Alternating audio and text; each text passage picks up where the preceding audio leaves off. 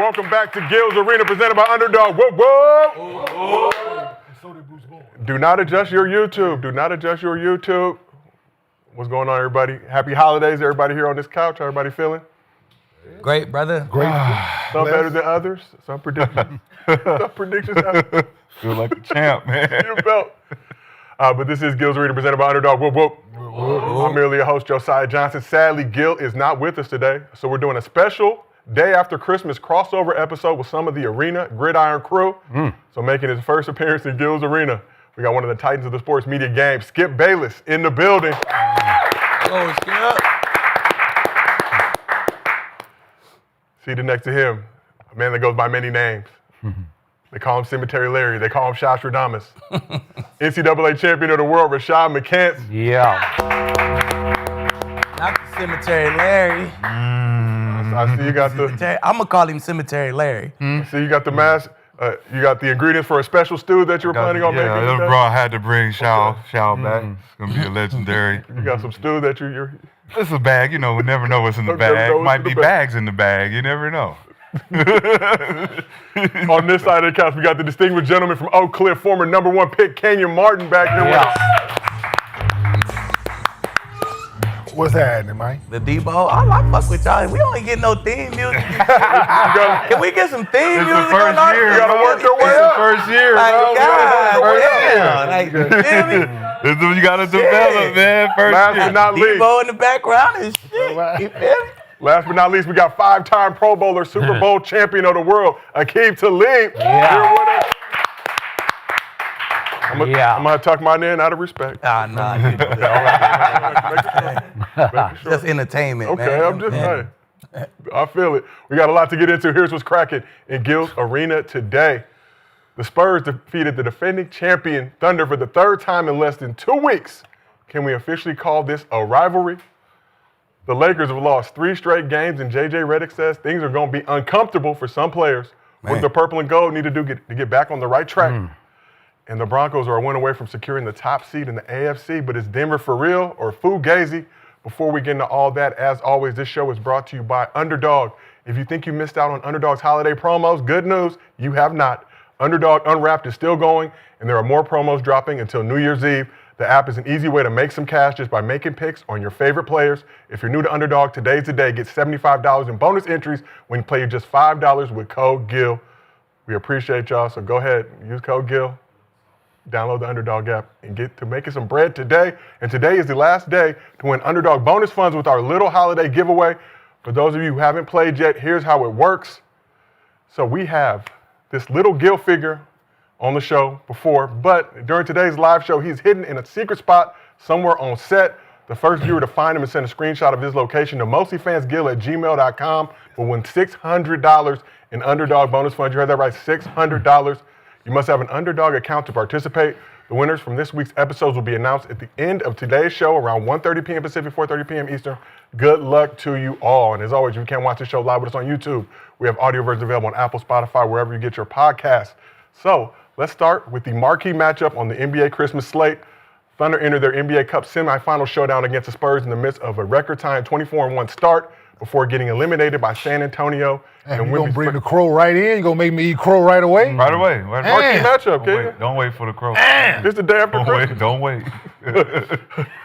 Like I said, Thunder got eliminated by the Spurs in the NBA Cup semifinals. Wemby's first game back from injury. San Antonio got their second straight win over OKC Tuesday night with a 20-point blowout, which was the Thunder's worst loss of the season after losing their first 3 games by combined 9 points. And on Christmas Day, Wemby and the Spurs gifted the Thunder with a shiny new belt for them ho-ho-hos and quickly put it to use. Let's take a look at the highlights if we can, please. Ooh. Thunder started off strong, hitting the first 7 shots to take an early lead, but the Spurs closed the first quarter on a 29-18 run to go up by 5 after the first frame. You see De'Aaron Fox out there doing it in SGA's grill. And Dylan Harper as well. Ooh. It's the number 2 pick, ladies and gentlemen. San Antonio led 69-60 at the break. The 69 points that the Thunder gave up is the most that OKC allowed in a half all season long. You see the alien once again doing his thing in limited minutes. But De'Aaron Fox scored 21 of his game-high 29 points in the first half. going 12 of 19 from deep, or from the field, 3 for 4 from deep. Wemby came off the bench for his 6th straight game while still on a minutes restriction. Finished with 19 points and 11 boards. Stephon Castle added 19 and 7 dimes as well. So SGA kept his 20-point scoring streak alive. He finished with 22 points on 7 of 19 shooting. He was 1 of 6 from beyond the arc. Isaiah Hartenstein, also known as Harkenstein here in the arena, had 13 points, 12 rebounds. Chet Holmgren added 10 points, 12 boards for OKC. So Thunder tried to make things interesting, but never got closer than 7 points in the final 2 quarters. Spurs held the Thunder to 39% from the field, 25% from 3. OKC 11 for 44 from deep. Alex Caruso 2 for 12, and then 11 for 44 from deep. While San Antonio shot 54% from the field, 38% from deep. So Spurs beat the Thunder for the 3rd time in less than 2 weeks, while getting their 8th straight win after OKC's first home loss of the season. Reigning MVP SGA had this to say about his squad's recent struggles with the Spurs. You don't lose to a team 3 times in a row in a short span without them being better than you. So we have to get better. We have to look in the mirror, and that's everybody, from top to bottom, if we want to reach our ultimate goal. SGA saying the Spurs are better than the Thunder. This is the first time OKC has lost back-to-back games by 15-plus points since the 2021-2022 season.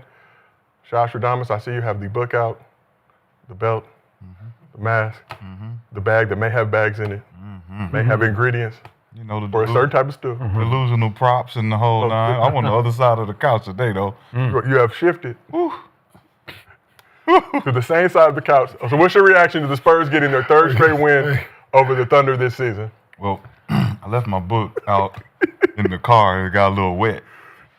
So it don't have the oomph that it used to have, but just so happened, I brought the other book.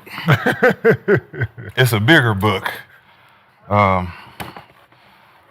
it the Book of Circles. There are several circles on there. Full circles. A lot of full circles in this book. And let's see, page 1.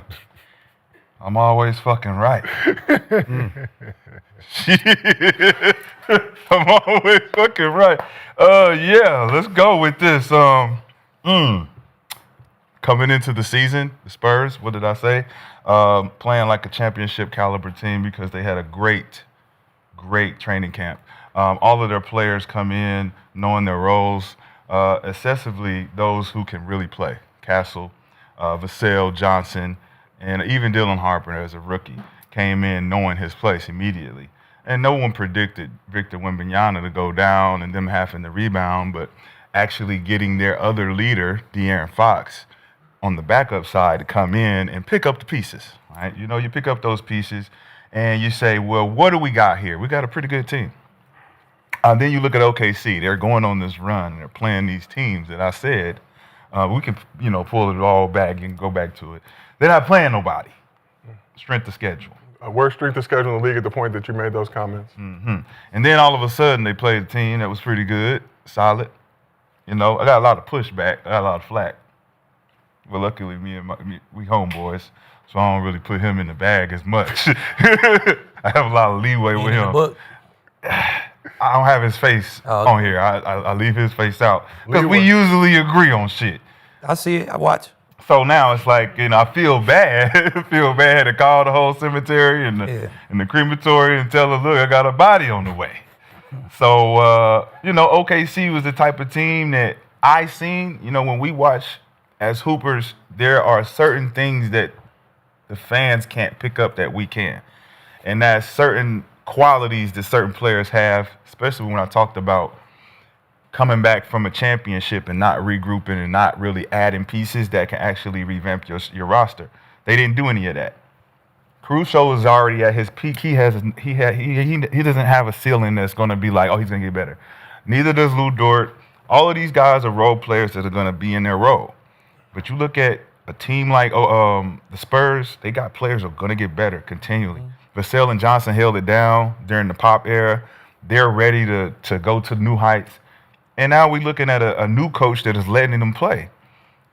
I think that OKC got drunk on that championship champagne, Jalen Williams saying they can beat the Bulls and the Warriors and all of these different things. Very come in and then your boy, I wish this was the old A lot of SGA, letters on that jersey. old SGA. But he says that this team is better. This team is better. So if this team is better and y'all ain't forcibly played any team like this all season, that record seems to be fool's gold to me. Fugazi. Now, I'm not saying that they can't get better. Not saying that they can't go on another run. But now they got harder teams that are watching, and us as hoopers, we see what's going on. We see, all right, these guys, let's let SGA get his points. Let's stop these other guys. Chet Holmgren is overrated. Jalen Williams got to get his groove back because he look a little bit overrated as well. So now we watch the game from a different lens now. We're looking at them from a different lens, and hopefully the rest of the NBA is watching the same way. So let's shift over to Kenyon. Rashad, a man of the people, Shashradamas, said he could have put you in the body bag, called the cemetery, called the crematory. Hey, A proper service. hey. I just told him I was wearing the same shoes as him today, so we was good. Did y'all just become best friends? No, but yeah, he was right.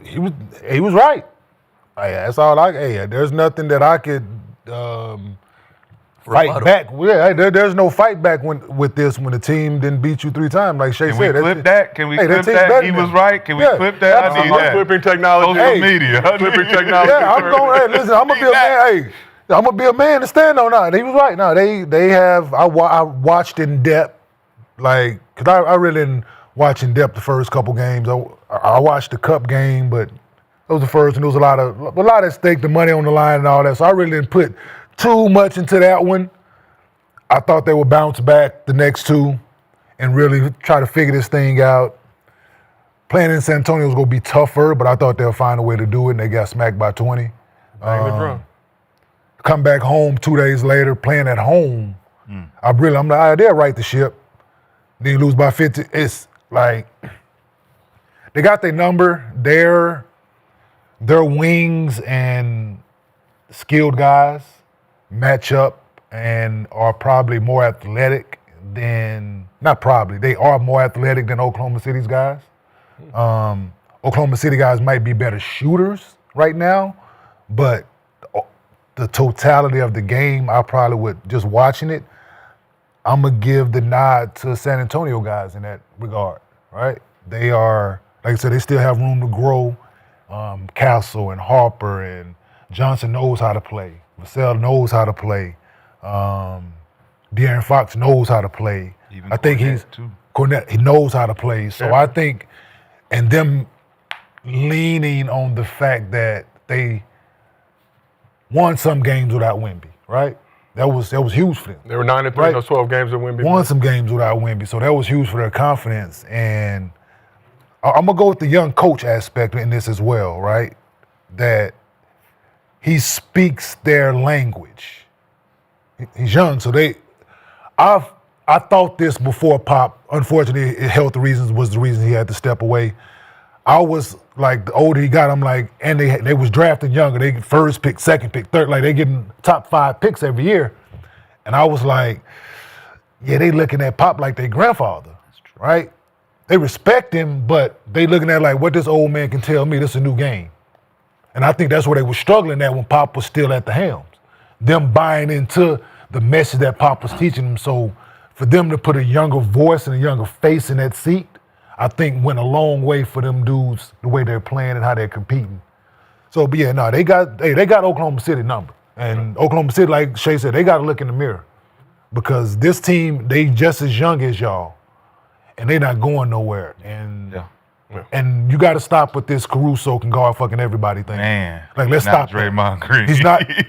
Listen. Let's stop that. Like, he can't guard Wemby, and you got 2 7-footers over there that you're paying. They need to try to put your big boy pants on and go guard Wemby and try to. But yeah, but Shad was right, and I eat crow today. Okay. Shout out Mitt Johnson as well. You got to give it up to light-skinned dudes with the Labella-inspired curl. Damn. We are coming back. You coming back? We are coming back in 2026. It's strong. I might grow mine out. We'll see. But let's shift over here to Skip. Well, go, Aqib. I want to hear what you have to say. I just think the best teams in all sports, baseball, football, basketball, they always had that kryptonite. They had that team who gonna pull up, not scared, young coach, and match them, man. The Spurs match their energy on defense. That's what they do. A lot of teams don't even try to match their energy on defense. You know what I'm saying? I feel like that's why they cold. That's why they win games. They got young, athletic guys. They play defense. We gonna outwork your ass, outrun your ass. But shit, that's what the Spurs do. They stand on defense. They put Wemby in that middle, protect that rim, and they match you on that defense. So it's a rude awakening to them. You know what I'm saying? Like, shit, they do the same thing we do. Yeah. You know what I'm saying? They got a young, athletic-ass team like we do. You know what I'm saying? So that's it, man. You meet your match. Yeah. You meet your match, man. And it's just a good matchup for the Spurs. You know what I'm saying? They fearless, man. They up and coming. They going to have some action. Yeah. Mm. Okay. I grew up in Oklahoma City. Wasn't a Spurs. I was a Spurs fan for the longest time. Wasn't a Thunder fan until last year, when they got a hold of me, because I'd never seen anything like this in all my years of watching and studying the game you guys played at the highest level. And I couldn't believe how they were winning and dominating, and they were smoking teams with pot. I don't smoke pot, so I don't know. Who knows? But, good time to start, always. I should maybe start. Yeah. This is a good place. Well, they were definitely they were smoking on that loud pack last year. You're absolutely right, Skip. But they're smoking teams with pot, as in points off turnovers. Absolutely. Never seen anything like it. Mm-hmm. That they just turn you over and they go score, and they turn you over and they go score, and teams couldn't match the rhythm of it, the ferocity of it, the overwhelming just dynamic of they smoked you with pot. And they did beat Ant-Man and the T-Wolves in the playoffs. And they did beat Joker in the playoffs. It took 7 games, but they did that. So you got to give them that, because I just kept saying, well, it'll end here, it'll end here, it'll end here. And it didn't end. And then the damnedest thing happened. For the first time I could remember in any sport, a team won a championship and lost nobody. Mm-hmm. Lost nobody. And I'm saying, damn, this is, should we go with the D word, or we got dynastic here? Mm-hmm. And they start off 24-1 because they blew a game at Portland late one night where half the starters didn't play and they didn't care. And the turning point came the day before the Cup semifinal against these Spurs, when SGA was asked in the media availability, you guys interested in breaking Golden State's 73-9 all-time wins record? And what did he say? I was watching it live, and I thought, okay, just deflect it. Just say, no, we got a lot. We're 50 wins from that. Now, they're 24-1, but they're 50 wins away from doing this, right? And he embraced it, man, and it came across as arrogant and condescending, where the reigning MVP said, yeah, we want to win every game. And by the way, at that point, they looked to be like they were going to be favored to win every game the rest of the regular season. Yep. And that lit the Spurs fire, because the Spurs don't like this team. And especially Wemby does not like Chet Holmgren and is offended that Chet is even in the same sentence with him. So he's going to come out on fire, as are they against SGA. And it reminds me of the old Tyson line about everybody has a plan until they get punched in the mouth. Yep. The MVP just got punched in the mouth 3 straight games. He couldn't MVP against these guys because, as Kenyon said, they got too many long, strong defenders, and they can just keep wearing his ass out with long, strong after long, strong after long, strong. And it starts with Stephon Castle. I'm telling you, right before our eyes, he's turned into a star to me, two-way star. Sure. And Vassell can defend, and Harrison Barnes is the experienced one, can defend. Yep. And Keldon Johnson at 6'6" can come in. He weighs 225. He can come in and make it hard on SGA. So to me, I'm looking at these numbers. SGA in these 3 games is 3 of 17 from 3. 3 of 17, but more important, how does he wear your ass out? It's at the free throw line. So what's happened in these 3 games? He's averaging 5 makes a game. Last year, he led the league with 8 makes a game, and he led the playoffs with 8 makes a game.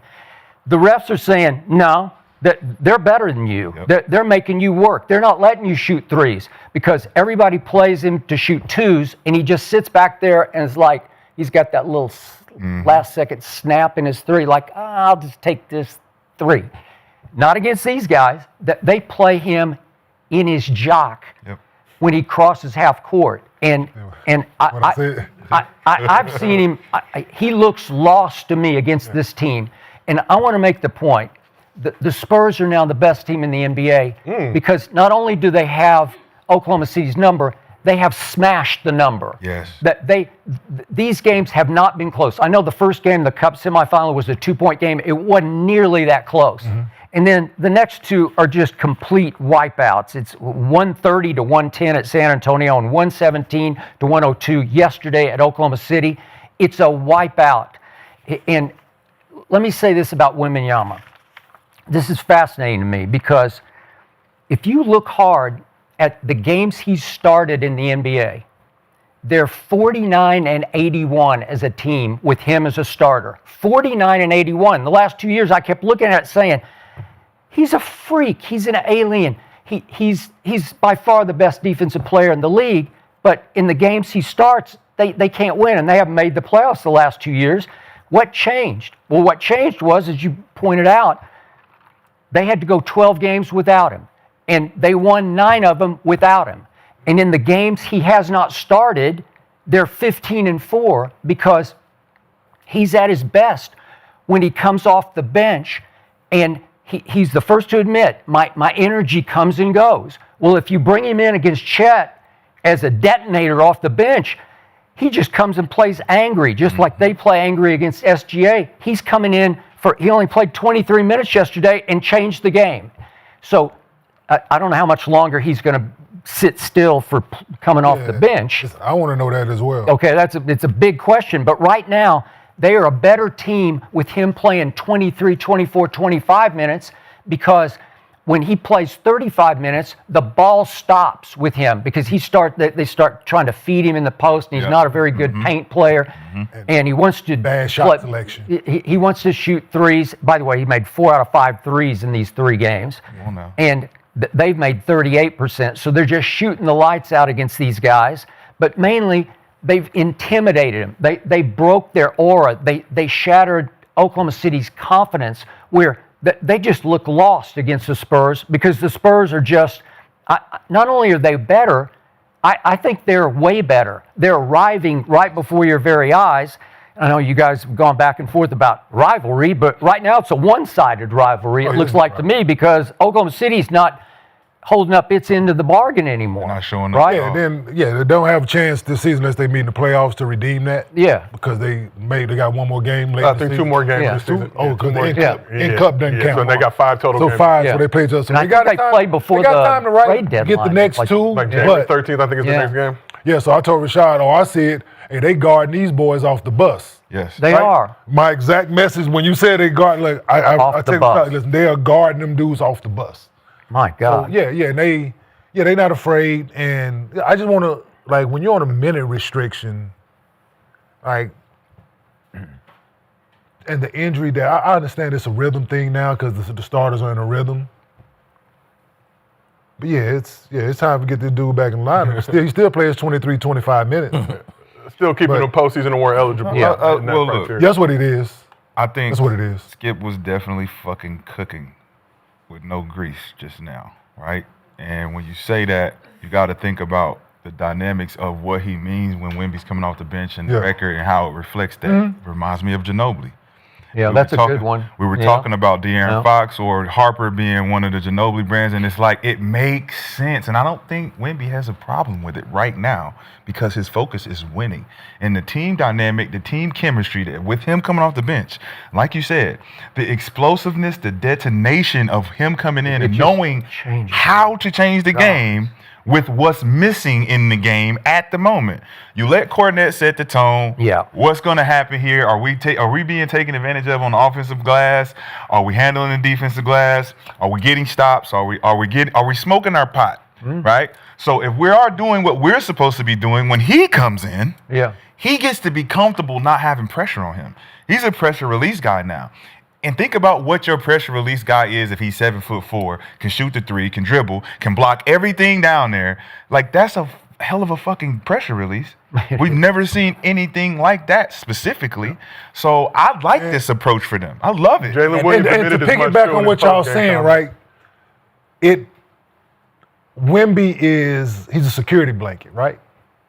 So him not being out there with the starters, it forces them to defend on the ball better. It does. Right? Yep. Yeah. It forces, because you don't have that, oh shit, hey. Yeah. Hey, Yeah. big fella back there. Right. Like, you're more lax at times than you would make that extra slide than you, like, I'm gonna cut you 1 and 2 off. You got to go to 3 to get by me. Yep. Most of the time, you make 2. You're like, shit, big fella back there. Yep. Right? Shit, big fella, clean that up.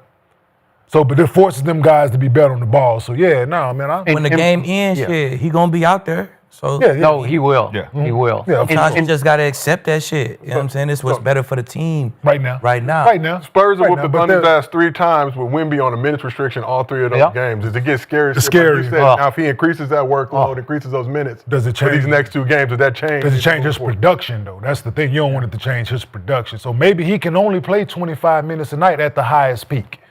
Maybe he gasses out and you can only, maybe that's his thing. Maybe because his size and But here's maybe they what know they have that. going for him.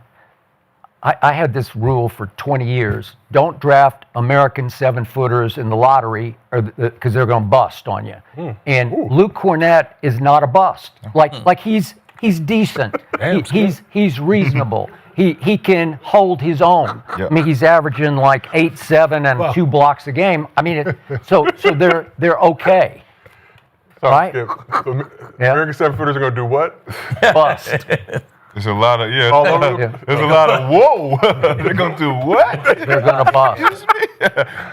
No, we get what you're Nah, saying. Yeah. It just We're a little sounds lighthearted crazy. on this conversation. Yeah. It's just where you said they was gonna buzz. Yeah. What's that? Yeah. It's just where you said they was gonna buzz. Yeah. No, I got it. But you can't, for years and years, you just couldn't trust American 7-footers in the lottery. You go back and look, and all of a sudden, Luke Cornett, he's pretty good, and they like playing with him, and he can block shots. So they have a good 1-2. You know what? He's about as good as Chet is. That's the truth. No, for sure. Yeah. Him and Harkenstein. Fournette is good as Chet. Let me tell you. I mean, what he's in the much he average? ballpark. How much is he averaging? We pull it up. Listen, Dude, look, stats aside. no. He is a champion. Well, hold on, No, Joe. not Chet. Stats aside, Cornett's Cornette. 8 and 7. What did Cornette do for I'm with it. the Boston No, Celtics? I'm with it. Right? What he Yeah. did for the Boston Celtics is similar to what I seen Nick Collison do with Kansas. Yeah. The things that he can do are overlooked for real hoopers. When you watch Cornette play, we're talking about the substitution pattern for San Antonio. Yeah. When Cornette's in and they sub Wemby out, like you said, you got to Yeah. force those guys to guard more. Now we're more in shell defense. We're more into, we know we got to help recover. You got to come over, show your body, and he can block shots. He can actually block shots, and he loves to rebound. The only difference is he's not 7'4". No. He's not overly athletic, obviously. but he understands Yeah. how to play the game. And that's what I loved about him in Boston. When I picked Boston, Yeah. I was like, look, we got Cornette, Yeah. we got Horford, we got Jaylen Brown and fucking Jason Tatum, but all we need is somebody that can be a presence. And he reminded me like an old school Kevin McHale type, where he was just in there. That's He true. wasn't overly athletic, but he knew where to be. He knew how to be a presence. And now, full circle, when you just said that about the American centers, Yep. it does make sense because we've perpetuated this expectation for American centers to be all-time greats when they come out. And when you look at college and how they form these American centers, and they're not being formed to be greats. They're formed to be role players. They're formed to go in and know exactly what to do. The last one that I really see, and he's not really American, is like Joel Embiid. Joel Embiid, when he was there, he was a real he was a real center. Different. Anthony Davis, Karl Anthony Towns, they didn't play long enough in college for us to say, well, they're going to be all-time great centers. They're turning out to be But such. I'm just talking about white guys. Yeah, That's white. all. Well, even thinking that, it's white guys. So I mean, that makes sense. Well, Zach Edey, he's not necessarily American, but No. you know, he's one of those guys. You'd be like, well, he knows how to play. You don't see him being an all-time great right now, but all-time great. when you put him in the game, him and Lou Cornett next to each other, you're like, hey, these motherfuckers know how to play. That is true. So, Kenyon, I got a question for you. So after the Spurs eliminated the Thunder in the NBA Cup, you said you wouldn't even start to consider this a rivalry unless the Spurs could win their next 2 games against the Thunder convincingly. They did that, putting the proverbial belt to OKC's ass with an average margin of victory of nearly 18 points. So can we officially call the Spurs and Thunder a rivalry? I haven't beat them yet, so no. So you got to beat them in the playoffs for you to. No, yeah, I just don't think it's a rivalry yet. Once they play in the playoffs, like the Spurs are making a name for themselves, absolutely. Like I said, I think rivalries are made in the playoffs. That's just my opinion. I think once you see a team in the playoffs and you play a long, grueling series and then you meet again and you 2 up-and-coming teams, I think it's a rivalry. San Antonio is kicking their ass right now. So who OKC rivalry? They don't have one. San Antonio. That's why I say they got San Antonio. When I show up, it right now. They're curating it, but it's not there yet. when I show agree up with and I say, fuck you. Yeah, Right. I agree Right? with you. And you right say what? now, And me as they the kicking champ, their ass right now. once I say It's these one-sided right motherfuckers now. better than us, We know we showing up It every is, time. It's one-sided right I'm now. getting my team right. That's what really I'm doing mentally. Yeah, Hey, they to. better than us. It's one-sided I'm right getting now. us. But like, it's still a fucked up. rivalry, though, because when we show up, we know that San there's Antonio nobody treating it as else such. in this league. San Antonio treating it as such. We have to, but So y'all. Okay, But does the Thunder need to do They that have now? to now. Yeah, now they have to treat They it like have one as to well. now, but we'll see how the next 2 games When I- go. when I If they challenge you come to out a and- duel- if they come out and smack them, if San Antonio come out and beat them the next 2 games as well, it's not a fucking rivalry. When I challenge you to a duel, and I say, let's go outside, let's take these 10 paces, what you gonna say? I'm gonna take No? 9. You gonna say no? I'm gonna take 9. You gonna have to do, but you have to Shoot show you in your up. back. When we ready to duel, you have to show up. I'm challenging you to a duel. Yep. Let's go. Turn your back. Let's take these 10 paces. No matter when you turn around and shoot, I'm calling you out in front of the whole town. I dig it. What's up? Every time we come to town, where he at? SGA, get your ass out here. But he didn't die every time, so it ain't no rivalry.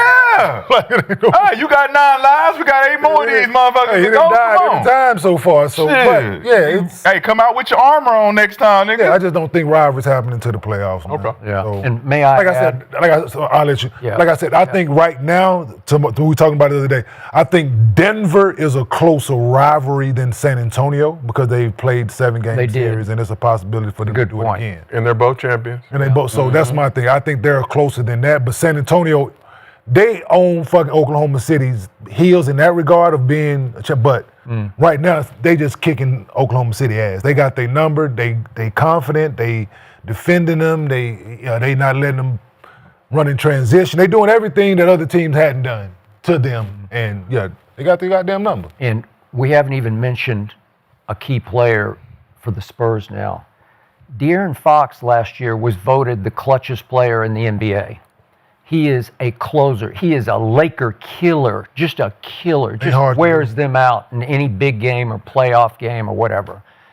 And he's now a San Antonio Spur. And he was a different. He scored 29 yesterday because they just couldn't stop him. And he contributed nothing in the first 2 of these 3 games. And then yesterday, all of a sudden, how are you going to, at Oklahoma City, how are you going to overcome 29 from him when Wemby's playing angry against Chet? You just, and Stephon Castle is a freaking star. You know, it's too much firepower because in the end, Oklahoma City, as much as I like J-Dub, he made the All-Star team, but he's just a role player. He's just a very good role player. They got a bunch of good role players, and they have the MVP. And when San Antonio says MVP can't MVP anymore, now what you got? You got nothing. And they got De'Aaron Fox scoring 29. Mid-range. He's sweet, man. Sweet. He just... All right, well, let's keep this thing moving. One last thing to talk about before we move on. But Wemby's quickly brought back Spurs culture in his 2+ seasons in San Antonio. God. Now he's taking it to another level. Wemby's been working with Spurs fans, specifically a diehard sect known as the Jackals, on a new post-game celebration. So Tuesday night, They unveiled it for the first time after blowing out OKC. Everybody spread your arms and do just like the Jackals. Go ahead. Oh, shit.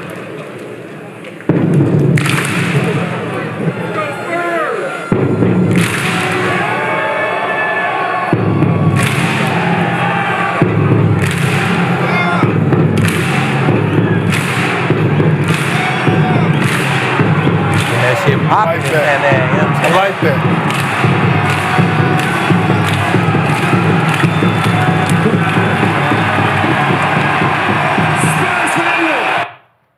So it's interesting seeing Luke Cornett get on beat after about the fourth or fifth. It did. It took a while. He's trying to watch one, go, one, Go. go.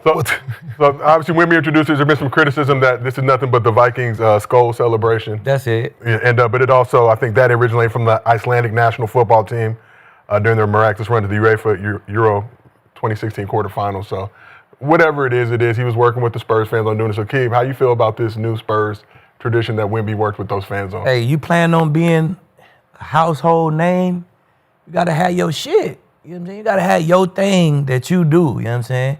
Wemby a leader. He probably won all kind of chips all his life. You know what I'm saying? He know we gotta get the fan base too. We gotta have the arena talking about us in some type of form or fashion. Damn, you get you something that's your shit. And, hey, man, I like it, man. You know what I'm saying? We gonna see that a lot more. You know what I'm saying? They gonna win games, they gonna do that. They gonna get to the playoffs, they gonna win games, they gonna do what's they shit called? I call it the skull. Jackals. The drum line. The drum line. We gonna see that a lot more. You know what I'm saying? They gonna start making I'm that their banging thing. They win the game, you see they shit. You know what I'm saying? So I like it, man. They trying to establish themselves as a dominant team in the league. You know what I'm saying? So Kenyon, how you feel about the celebration? Oh, no, I like it because if you go to like a lot of NFL stadiums, their crowd, they have their chants and different things like that. I remember early on, I went to a Jets game when I was with the Nets.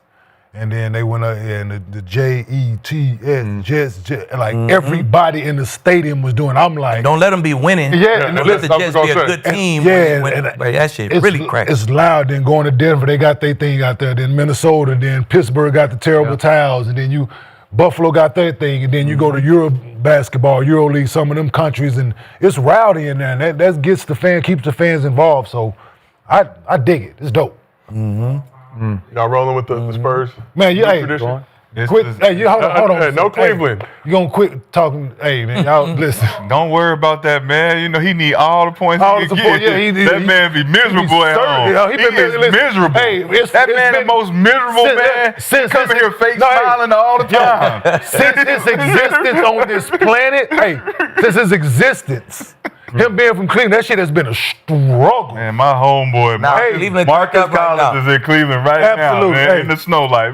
Yo, and y'all got to deal with that weather and Lake Erie. Hey, listen, Shador. Yo, listen, I get it, but I get it. But the dog pound, y'all been struggling for years. Yeah, y'all in the doghouse. Yeah, dog pound been in the doghouse. This the happiest the dog pound has been in a minute, boy. They got Shador. Man, y'all Cleveland. Dog pound not pets. Y'all dogs. They chain y'all up outside by the doghouse. Yeah, I say this. The sixth man is so important when you talk about visiting teams coming into your house. You know, me playing Carolina, the one thing that we were known for was being a wine and cheese crowd. And when I got there, I wanted to change that. First thing I did was get y'all asses up. Every tip-off, get up. Everybody get up. And it turned our culture into a six man where everybody, when we made our runs, man, you ain't never heard a crowd as loud as the Smith Center. And you look at the Warriors when they was the dream, what is it?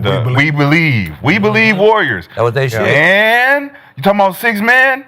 You talking about Sacramento? Six man? Fucking cowbells. Ooh. It's important to go in and understand that your fans are more passionate about the game even than you are.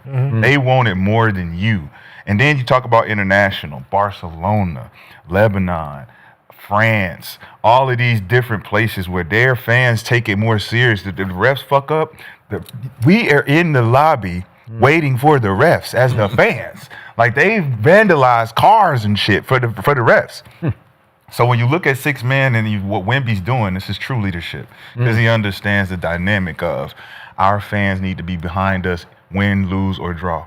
And I love that about him because he's not afraid of whether it be criticism of him being too confident, whether it be criticism of him being too up for the moment.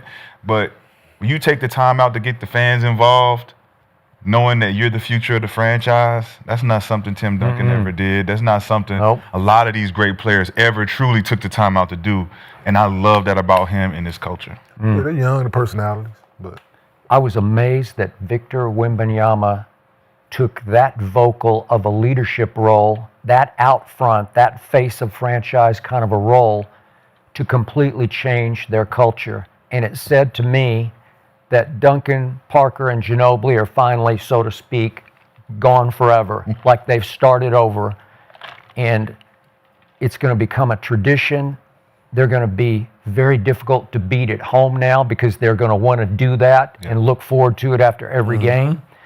And I'm going to be surprised if they lose another home game this year, given that. well, Long as Wemby hey, there. Mr. Bay, I hear you, but hey, Tim and them got 5 of them things hanging up there. No, I know hey, that, listen, but they needed gone to- forever. Oh, they needed to start over. They Yeah. definitely start over. But need a fresh hey, start. They Yeah, need they a got fresh 5 of them things hanging up there. 5 and stuff to yeah, see. By the gone way, they forever. should have 6 of those things, Yeah, but that's hey, a whole nother story. I don't care, but I was a victim of one of them, so but Let's keep this thing moving because we got a lot more to discuss. So the first game of the Christmas slate featured 2 preseason Eastern Conference favorites, with the Cavs pulling up to the Garden to take on the Knicks. New York, so we did this for you. That's why I knew you had something to say about the Cavs in the first segment. So now we will talk about this. yeah, let's talk about Cleveland. So now. New York has lived up to the hype so far, but the Cavs have been struggling as of late, what some may call a hot pack of mid. 7th in the East, 5-8 in their last 13 games entering this one. Cavs look poised to take a bite out of the Big Apple, but Jalen Brunson and the Knicks bench guided their sleigh to save the day. Can we get those highlights, please? So we pick up the action in the fourth quarter, where the Knicks were cruising with a 17-point lead with a little over 10 minutes remaining. Donovan Mitchell paced Cleveland with 34.7 boards, 6 dimes, and 4 steals. His 17 30-point game this season. Darius Garland, 20 and 10 dimes. The Cavs were preying on the Knicks' downfall, but every time they hit the ground, they bounced up like round ball. Jordan Clarkson had 25 off the bench, including 14 points in his first 15 first-half minutes, and 7 in the fourth quarter. Tyler Kolek caught fire, hitting 4 threes in the final frame. He had 16 and 9 assists in 25 minutes of action, while Mitchell Robinson had 8 of his 13 rebounds in his 5 fourth-quarter minutes, including 4 on the offensive glass. And the captain, Jalen Brunson, another monster game, scoring 13 of his game-high tying 34 points in the fourth quarter. As we see him cooking right there, without grease, as they say. So Cavs tried to hold on the lead, but Kolek, like we said, was doing his thing. Kel Bridges gave the Knicks a lead. Cavs took it back, and then Brunson hit the go-ahead 3 with a little over a minute remaining to put the Knicks up 2. And then Cat came through with this putback, put them up 4. The Knicks held on. Yeah, we do have to show that. But it was over at this point. OG sealed the game, 12 seconds remaining. Donovan Mitchell did hit this 3, but inconsequential to the outcome. So Knicks held on to get their 3rd straight Christmas win, largest comeback this season. So when you look at the story of this game, Cavs jumped out to a 15-point first quarter lead. Knicks responded by outscoring them 37-20 in the second quarter. Cleveland goes up 17 early in the fourth quarter. Knicks respond by finishing the final frame with a 40-21 run. So what are the biggest takeaways from the Knicks Christmas Day win over the Cavs? I'm gonna start with you. That is your current team. Knicks Spurs. No. Remember, I told you we don't do the thumbs up and all that shit. Oh, the thumbs up. We had to get it ready. Everybody, it hurt me. Throw your thumbs up in the chat. It hurt me to have to just go Spurs only because I do need an East Coast team, but watching that game, I just couldn't cheer as much as I wanted to because of Josh Hart specifically. But on the hoop side, no oil checks in basketball. On the hoop, he ruined that. On the hoop side, I can really say that the Knicks showed up. I love Kolek's energy, his resilience to keep going and fighting. They got down early. I think the Cleveland Cavaliers might be the most overrated team in the last 5 years.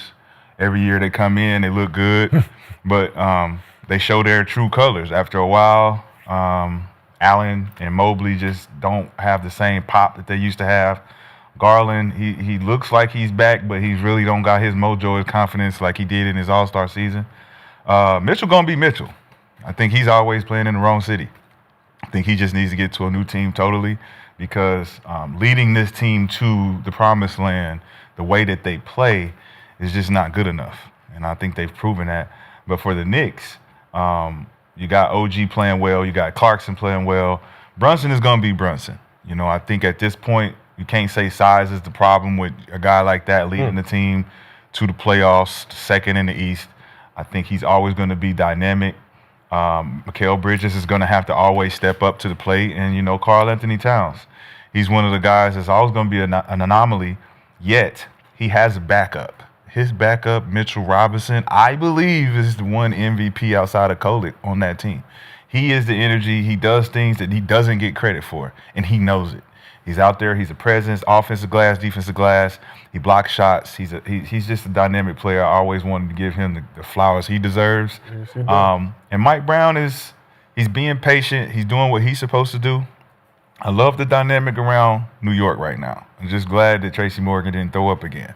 Like you said, Mitchell Robinson, 0 points in that game, but was huge in that fourth quarter for everybody who watched the game, coming through with all those big rebounds. They subbed him out for Cat with like 3 minutes to go, and it felt kind of like the energy kind of shifted a little bit. Like watching, like, oh, I don't know. They got to bring Cat back in, though. Yeah, no, I get, but he does different things that Mitchell can't do. You know, I think they got like a putback right on the Cavs got a putback right when they made that substitution. But you know, just watching that, feeling that. So Skip, watching that game, what are your biggest takeaways from the Knicks in their third straight Christmas win? My biggest takeaway is that the Cavs were up 17 with 10 and a half minutes left. 17? And the Knicks go on a 40-21 run to close that game. 40-21 against that team that I thought was one of the top defensive teams in the league. But to your point, the two big guys haven't shown up regularly lately. And I guess I got to stand up for the little white guys, but you mentioned Tyler Kolek, but he just came out of nowhere. He was the Big East Player of the Year at Marquette, and he was the most outstanding player at the Big East tournament his last year. So they take him in the second round. He does nothing last year. He's starting to change the way they play because he kind of settles him down. Lets Brunson just play two guard, you know, just do what he does. And Tyler Kolek you mentioned it, Josiah, made big shots in the fourth quarter. You're showing in the highlights. He made 3 big threes down the stretch, but the play of the game, he made it. And it's a breakaway by Donovan Mitchell. And Kolek was asked about what happened, and he said, well, if he just shot a regular, I'm quoting him, he said, if he just shot a regular layup, I wouldn't have gotten there. But he tried to do a dipsy-do. You know, he's going to do the big throwdown dunk. And Kolek caught him and blocked it. And that would have put Cleveland up 3 with 1 minute and 46 seconds left. And it just changed the game because it swung the momentum even harder to the home team. So, you know, Jordan Clarkson is just a natural-born scorer to me, and he had 25 in this game, and Cat just does Cat things, and Jalen does Jalen things. So I've texted over the last couple of years with Spike Lee about this. Love you, Spike. And he's been, this is our year. But this year, when he texts me on Christmas, he's saying, well, let's wait and see this year, which told me he loves this team even more because I think he's thinking, I don't have to do phony, false bravado here, like phony rah-rah. This team is legitimately authentic to me, where it's got a chance. And by the way, we didn't even mention this in our first topic, but they did win the Cup, and they did beat the Spurs, and they out-rebounded them 59-42 in the Cup championship game. I think they caught San Antonio. Like San Antonio had already celebrated the Cup, against Oklahoma City. That's what they wanted. But they weren't ready for this. But do I think the Spurs could beat the Knicks in 7 games? I definitely do. I would take the Spurs 7 over the Knicks. But the Knicks, this was un-Knick-like. This was the kind of game the Knicks would have lost by 30 at home on Christmas Day in the past. Yes, for sure. Yeah, I agree. I like the Knicks. I like what they got going. I like how they built. Man, they got a great starting 5, 3 goons coming off that bench, man. I just like how they built. Shit, I like their leader. You know what I'm saying? Brunson gonna get you buckets.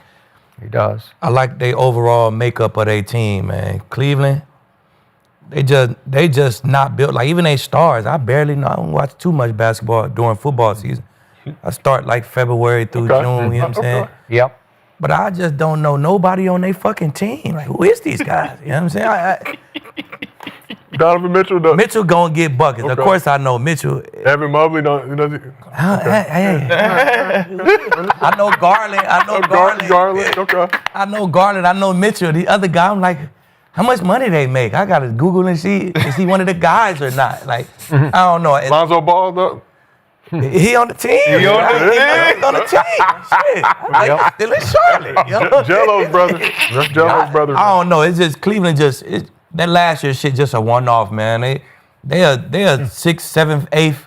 That's where they at. They makeup of their team is bottom half of the East to me.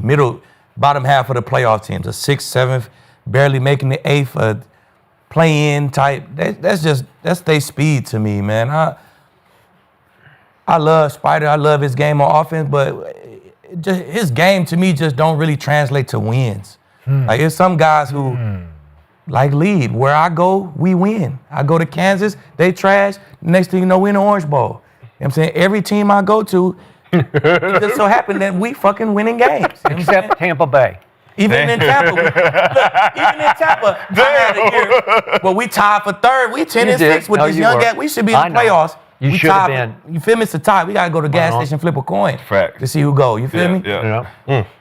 Before that, they was just trash. That is true. You know what I'm saying? So, high school. This shit go back to high school, Skip. Richardson Berkner, garbage. When I get there, we lose to Carter in the playoffs. Carter. You know what I'm saying? You feel me? It's some guys' game just translate to wins. Some guys' game don't. You know what I'm saying? Translate the stats. You know what I'm saying? So I just don't like what they got going in Cleveland, man. Your best player game don't really translate to wins, in my opinion. Would it translate elsewhere, though, as Rashad suggested? Like, he was in Utah, now he's here. What was Utah doing, though? Same thing. That he was You feel me? translating That's what I'm saying. It ain't really So translating. is it the big city? Is it the big city for him? No. So It's I'll just your game. start with Cleveland and Donovan Mitchell, since that's where we are right now, right? Then I go to the Knicks. Who does Donovan Mitchell make better around him? Himself. So he doesn't make the people around him better. That's it. That's what it is. You can put him, I put him in the same category. It's a few guys, right? They're really good basketball players, but will it translates to wins when it's Good point. You got Donovan Mitchell, you got Dame Lillard, you got Devin Booker, you got certain guys that they are really good. Will be Hall of Fame when it's all said and done with the individual numbers. Right. But who do they make better? Like, they make big shots, they're gonna score 30 a night. It looked great. Look great. But who do they make better? And I think that's Donovan Mitchell's problem. That when it gets tough, I'm gonna shoot it. Yeah. Like, I get it, but sometimes you got to get off of it. Well, what's sometimes the devil's advocate to that when you say, if I'm Donovan asking you, well, how the fuck I make these guys better? Give me the blueprint of I'm giving you the ball, motherfucker. Put the bitch in the hole. All right, well, I'm passing you the ball when you're open. 8 out of 10 times you shoot it. I trust my shot more than I trust yours. That's why they don't win. So talking about the Cavs just a little bit. Go ahead. Then I'll let you jump back in. So last season started with the franchise record 15 straight wins, right? Fools go. 28-4 after their first 32 games last season. Fools go. First in the East, Fools go, and we talked about it in the 17, playoffs. 15. Guys missing games when they could have played and all that good stuff. Sitting out in playoff games, all that shit matter. This season, 17 and 15 through their first 32 games. 17 and 15 right now. That's a one-off. To Talib point. Like, I'm not afraid of DeAndre Hunter. I don't fear Mobley. I don't fear Jared Allen. I don't. Their bench is what? To your point about Oklahoma City, right? Mm-hmm. What did Cleveland do in offseason to get better? No, they didn't do that. I was about to say, make that same point. They didn't do anything. They didn't change. They didn't change shit. They had Lonzo Ball, which you really don't expect to play him, really. Wade. I don't bar none of them. Right. None of them. They don't move it. So they come back with the same look. To y'all point, Donovan Mitchell's going to be who he is now. Like they were saying before, can Darius Garland and Donovan Mitchell coexist together? Can they? And right now, it's showing that they can't. Right. So they got to make some decisions with that. They're 17 and 15. Good luck getting in the playoffs. They'll get in because they're in the East. 17. So they'll get in because they're in the East. Who's the point guard? I don't know. They don't Neither have- one of them. Neither Garland, right? Neither one of them. Not really. It might have They're a both PG next to four. his name, but he's not. What's the point guard today? There's not one. So so can we say who's the point guard No, when their not- offense is not predicated around running a specific offense? They're just who has the ball, who brings it down. Yeah, who's gonna go run this pick and roll for? Who's gonna run Why this they pick and think roll? it's- What matchup we gonna try to explore Yes. to get the weakest defender We're on playing us to try to pickup. explore them? We're That's what playing it is. pickup ball. So yeah, until you balls start moving, man, and guys, are you trusting one another? And that thing is like, it ain't gonna work. With the Knicks, surprisingly, right now, well, not surprising, they were expected to build on what they did last year, right? They've been teetering first rounds, like they've been there, but you're expected to get better when you have a talent like Jalen Brunson as your lead. Well, Eastern Conference Finals, though. But That's what I said. Yeah, expected to, so now. Yeah, now we got to That's get what to that I'm real saying. thing. Yeah. So I the get year it. before they were. Last year they beat Philly the year before. Then last year, so it's steps. So they are in Knicks fans and in organization they are there, right? With an ability to trade. as Still well. still can do something to help, Yep. right? If we really, but as constructed now, them in Detroit, it's a pick 'em right now if they went in the playoff series to me. But the experience that the Knicks have and Jalen Brunson experience, Mike Brown's experience, I think goes a long way. Having a guy like Jordan Clarkson, to your point, Shaw, like you been saying for some time now, was a great signing.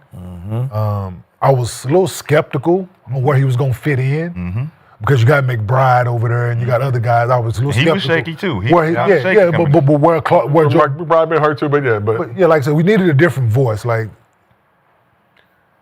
you got Thibodeau, it looks a certain way. Yep. It's a certain message, and you bring, change just a little bit, right? I still want you guys, that defensive mindset that Thibodeau had, this, that, and that, but I'm not going to wear you guys out. Right.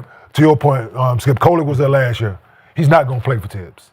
At all. He would have never seen he's not going to play 25 minutes. He's not going to play at all. Like, he's going to get spot minutes. They're going to bring him up from the go down. Landry is there. Jordan Clarkson's not going to play 29 minutes. Not at all. Not because of certain things. Because He of don't the play way defense the way he the wants. way he want him to, right? So it's things like that, man, where you got to trust guys to give guys confidence. And I think Mike Brown understood that coming into the situation, giving guys opportunity. I can easily go, when the playoffs start, I could easily play my starters 40 minutes, 42 minutes. I can do that shit in my, yeah, that's what you expect to do when the time you need your guys. But doing that during the regular season is mind-blowing. So I think Mike Brown understanding that and looking at the totality of the roster, what we have over here, and leaning on those guys right now, and it's working. And playing him and Kolek and Brunson in the fourth quarter together. It worked. It worked, right? So I think it's, you tweaking with lineups and rotations and things now. So later on in the playoffs, you know what you have. So, but the Knicks gonna make some noise this year. I think they're the favorite right now, man. In the East. So one other point on the Cavs. They're now 22nd in points allowed. They're 26th in three-point shooting allowed. So the two towers aren't towering right now. And they're 13th in rebounding. So they're not, the two big guys aren't dominating at all on either end of the floor. And you can argue they miss Strus. Max Strus has been out, and maybe he defends a little more like a San Antonio defender would defend. But probably not. He's not gonna move the needle. Not gonna move. They'll still be missing Ty Jerome, but with Max he's a Strus target. and Ty Jerome, they'll be 17 He's and a 15. target. Both of them are targets. They'll be Get 'em. they'll be 17 and 15 with Max Strus and Ty Jerome still. Trust me. not 18 and 14. 15, and there might be 17 and 15 and 17. They might be, 15 and yeah, so 17. So one of his stuff you said real quick, Ken, you said Knicks have the ability to make a trade. Obviously, there's been a lot of discourse about Giannis becoming a potential option for some teams, but the Thunder and the Spurs also have that same ability. Obviously, it seems like the Spurs would be interested in doing that at this point. I don't think they do though. But the Detroit Thunder, Pistons too. I don't think they do. but the person they're looking for, Yeah, I don't think they do. I think they stay don't think put, they do. right? I think all the teams stay put. They just see what they have, man, and go from here. Because it's about chemistry right now, Yeah, man. You're building it. So Spurs and Thunder, January 13th. They Spurs put belt to ass to the Thunder again in that game. Did the Thunder have to think about trying to do something for a Thunder's trade deadline? definitely thinking about No. making a move. No, I don't. Are they? I think so because they've been exposed, like I I, don't said think so. before. But what- you expose? Who can you go get that's going to change what the way the Spurs attacking y'all You ass have and to see. defending You y'all? have to see that. You have to see that Wallace, Shooter. Caruso. No You're shooter. looking at Isaiah Joe shooter. Isaiah Joe. Wiggins. These are guys that they Wiggins. can shoot, right? Yes, they can shoot. But what did we need in that game to offset the fact that you're not hitting shots? You can't get into the paint. We need you touching paint, kicking the ball out, getting to the free throw line. We don't need just one guy getting to the free throw line. We need our whole team getting to the free throw line. I think they need to make a move 100%. They need to start using them draft picks as leverage. They need to get some more dynamic players in. Chet Holmgren is not the piece you depend on to be your end-all, be-all center, dominator, rebounder, shot blocker. Even they did, though. They did, but even They won a Hartenstein, chip like that. they didn't win the chip like that. That's not how they won the chip. They How won the did they? chip riding the back of the MVP. The MVP led them Chet that had way. when Chet was in there, they was fucking balling. 16-6. Yo, he had 15. 16-6. Yo, big man. Yeah. 16-6. That's solid. We can get any big man to do that. You gave him a point. You had 15-6. Yeah. Well, giving him a They point winning to me. games when he there though. But this is what I'm saying. If you look at Harkenstein, he was 15 really, and 9 he in the was really playoffs. the difference maker. Overall. That's Harkenstein, balling. Finals. offensive rebounds, it's balling. Finals It's 12 and balling to the surface level. When you When you looking got at the the game, MVP? right now, what we doing now that's helping him now. How many losses they got this year? 7? That's what he doing. But what's happening in the losses is what we look at. We It's- were. We're I ain't saying gonna- I ain't gonna panic over losing to one team. you have to. You have to, because this I one can't. team that you're going to panic about is showing the whole league. This is how you beat them. But everybody don't have the personnel that Everybody don't got San Wemby. Antonio does. They're just overall personnel. All right, Wemby so, is the person. so the Blazers beat them. Oh yeah, that was Right? Fluky. You can say it's fluky, No, but right? they beat 'em. Right? But a loss is a loss when you talk about being able to be competitive with a championship caliber team. You look at how the Spurs exposed them. I'm looking at it from the standpoint of, hey man, they're not as the big team as you think they are. They're not as scrappy a team as you think they are. Let's take away the bullshit fouls that you're giving them. Let's take away the fact that they get to the line on tic-tacs. Spurs, we're going here. Let's play defense without fouling. Let's make sure the refs don't give us bullshit. And let's guard the three-pointer. Let's push them off the line. That's a lot of defense though. They didn't push them off. A lot of teams in the Shot league not 44 going. them They not. It's gonna be in one ear, out the other. But see, the defense you're talking about is fundamental back-to-basketball defense. But who This- does that though? Everybody should. They've gotten away from Exactly. it because they've allowed the whole persona of this new form of NBA basketball 130. to come in and be like, oh, we're just going to come, we're going to shoot and I'm going to shoot. You shoot and I'm going to shoot. The Indiana Pacers came in, Rick Carlisle went back to basketball. The OKC adopted the whole Chris Paul got down there. It's like, guys, we need to play defense as a team. Spurs. Chris Paul ended up going to the Spurs, injecting that same energy into them. He did. Let's play as a team. Let's get back to basketball. The Detroit Pistons. JB Bickerstaff knows a little bit about this team dynamic because his dad is his dad. So he got them playing team defense. We see a few teams that have this energy, but it needs to trickle down to the other teams because you can't just play Steph Curry Golden State Warriors basketball and not defend like your pride is on the line. That's what I've been preaching. Kenyon knows that because he's a defender. He knows that the dynamic between a good defensive team and a championship team is putting those two things together and saying we're going to defend first. We're going to get our points off turnovers. Yep. We're I going to feel like make the game fast. OKC got that dynamic right now, right? They've lost it. But they got 7 Well, they got it losses. back. They ain't lost it punched- too much you because they punched only it lost down. 7, Five 6, 7 games. They've games. lost it so much, they lost 3 in a row to the same niggas. Yeah, that's That's called we a can deal drive-by. with that. All right, That's so called a drive-by. that ain't gonna make me panic. Ain't you no- hear like that? A drive-by gonna make me panic. Hey, You know play what I'm that saying? Debo sound, please. Yeah. Play that. That shit ain't gonna make So me you panic. hear that shit right there, you panicking. So y'all play other niggas? So that's what y'all do? Play that Devo. Play that Devo. So that's what we do? Hey, if OKC make a trade and bring the wrong guy in, they might really lose that dynamic. And then they might not just be losing to the Spurs. But who you lose? Right now we got a great dynamic. All we got to do is figure out, we need to switch our shit up to play the Spurs. But who do you How can we lose? get past these Spurs? If we don't lose nothing, that's Them niggas OKC. ain't making shit. If we don't lose a together. dynamic player, like let's say we don't lose somebody that we really truly need, we use our picks to bring somebody in. We're not losing anything. But guess what? That's against you though. It's this thing that they have. It's called a salary cap. Yeah. They good on the salary. You can Go get wrong. right now, but you can get it for this But what season, he's and saying they trying to do, you can. Where the money is right where it needs to be. You said they need to make a trade. That's all I'm saying. Draft is draft, but trade. Okay, see who the fuck they gonna trade? Check. Arkenstein, Caruso in a package. Them guys who I'll even let Isaiah Joe and Dort. I'll let Dort go. Caruso is guarding Wemby. Mitchell, AJ Mitchell. Evidently, he set the tone. That's our tone setter. Even if he can't, you can say he can't guard him. Who you saying, Caruso? That's their defensive guy, ain't it? He was 1 for 2 for 30. So you need him and Lou Dort? I mean, shit. He shot us out the game. He actually shot us out the game.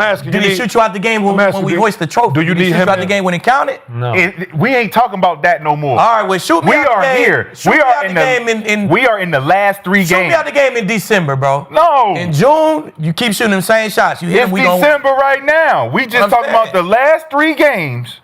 Okay, You are not the same player that did what you did in the championship game. Yes, he is. So Talib, let me ask you a question. Yeah. Let me ask you a question. So do they need Caruso and Lou Dort? Hell yeah, you do. No. You I got think you AJ do. Mitchell who's sitting over there that can defend and score. He didn't and play yesterday. He can play. Yeah.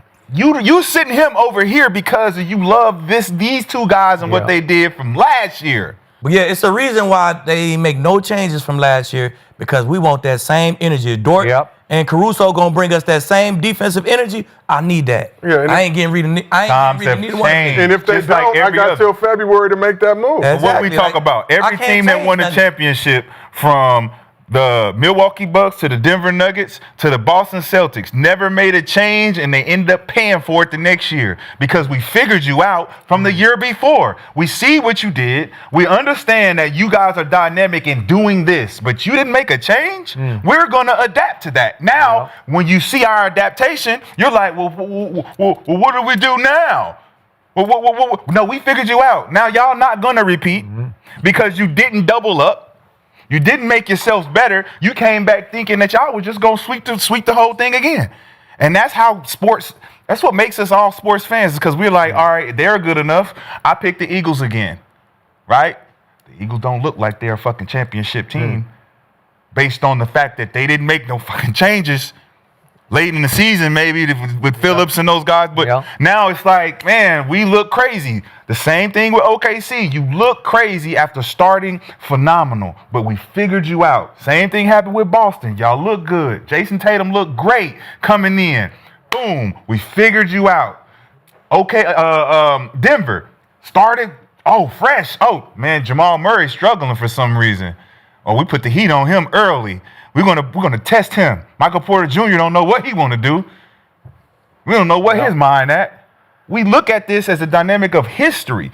It's shown that if you don't make no improvements, man, there's no way you're gonna repeat. So what was Oklahoma City's Achilles heel last year that everybody talked about? If you can slow them down into a half-court set, they struggle because it's MVP or bust. Yes. It's Shea, It's all solo act, right? So right now they need to trade for Shea's confidence. You know, they need to go reacquire his confidence because it's him or nothing. Because they have shooters, but they don't utilize, like, Wiggins can shoot the lights out, and Isaiah Joe is a that's all he can do is shoot.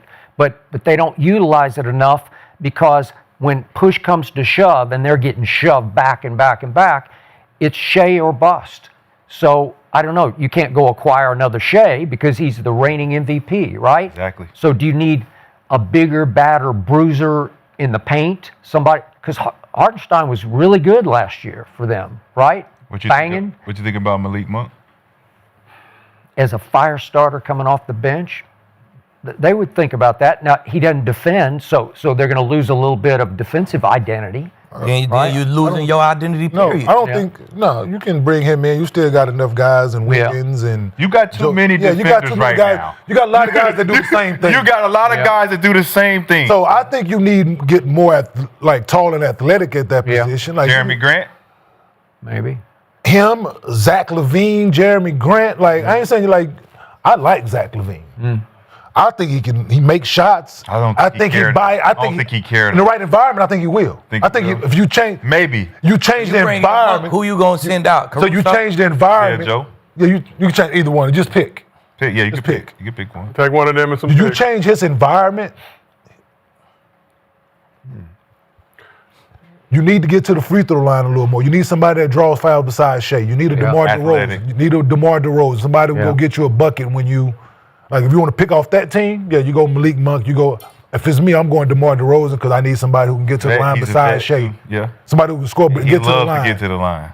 Because Shea is too much pressure on him to do it every possession, right? To get us in the bonus every quarter, right? You see him foul Was it baiting ever his too way much to pressure it. on like Kobe and shit though. Well, he just played Like naturally Melo, though. like he is in a boat. You know what I'm saying? To do what? To get buckets. To get us in the bonus? No, we could throw the ball on the block.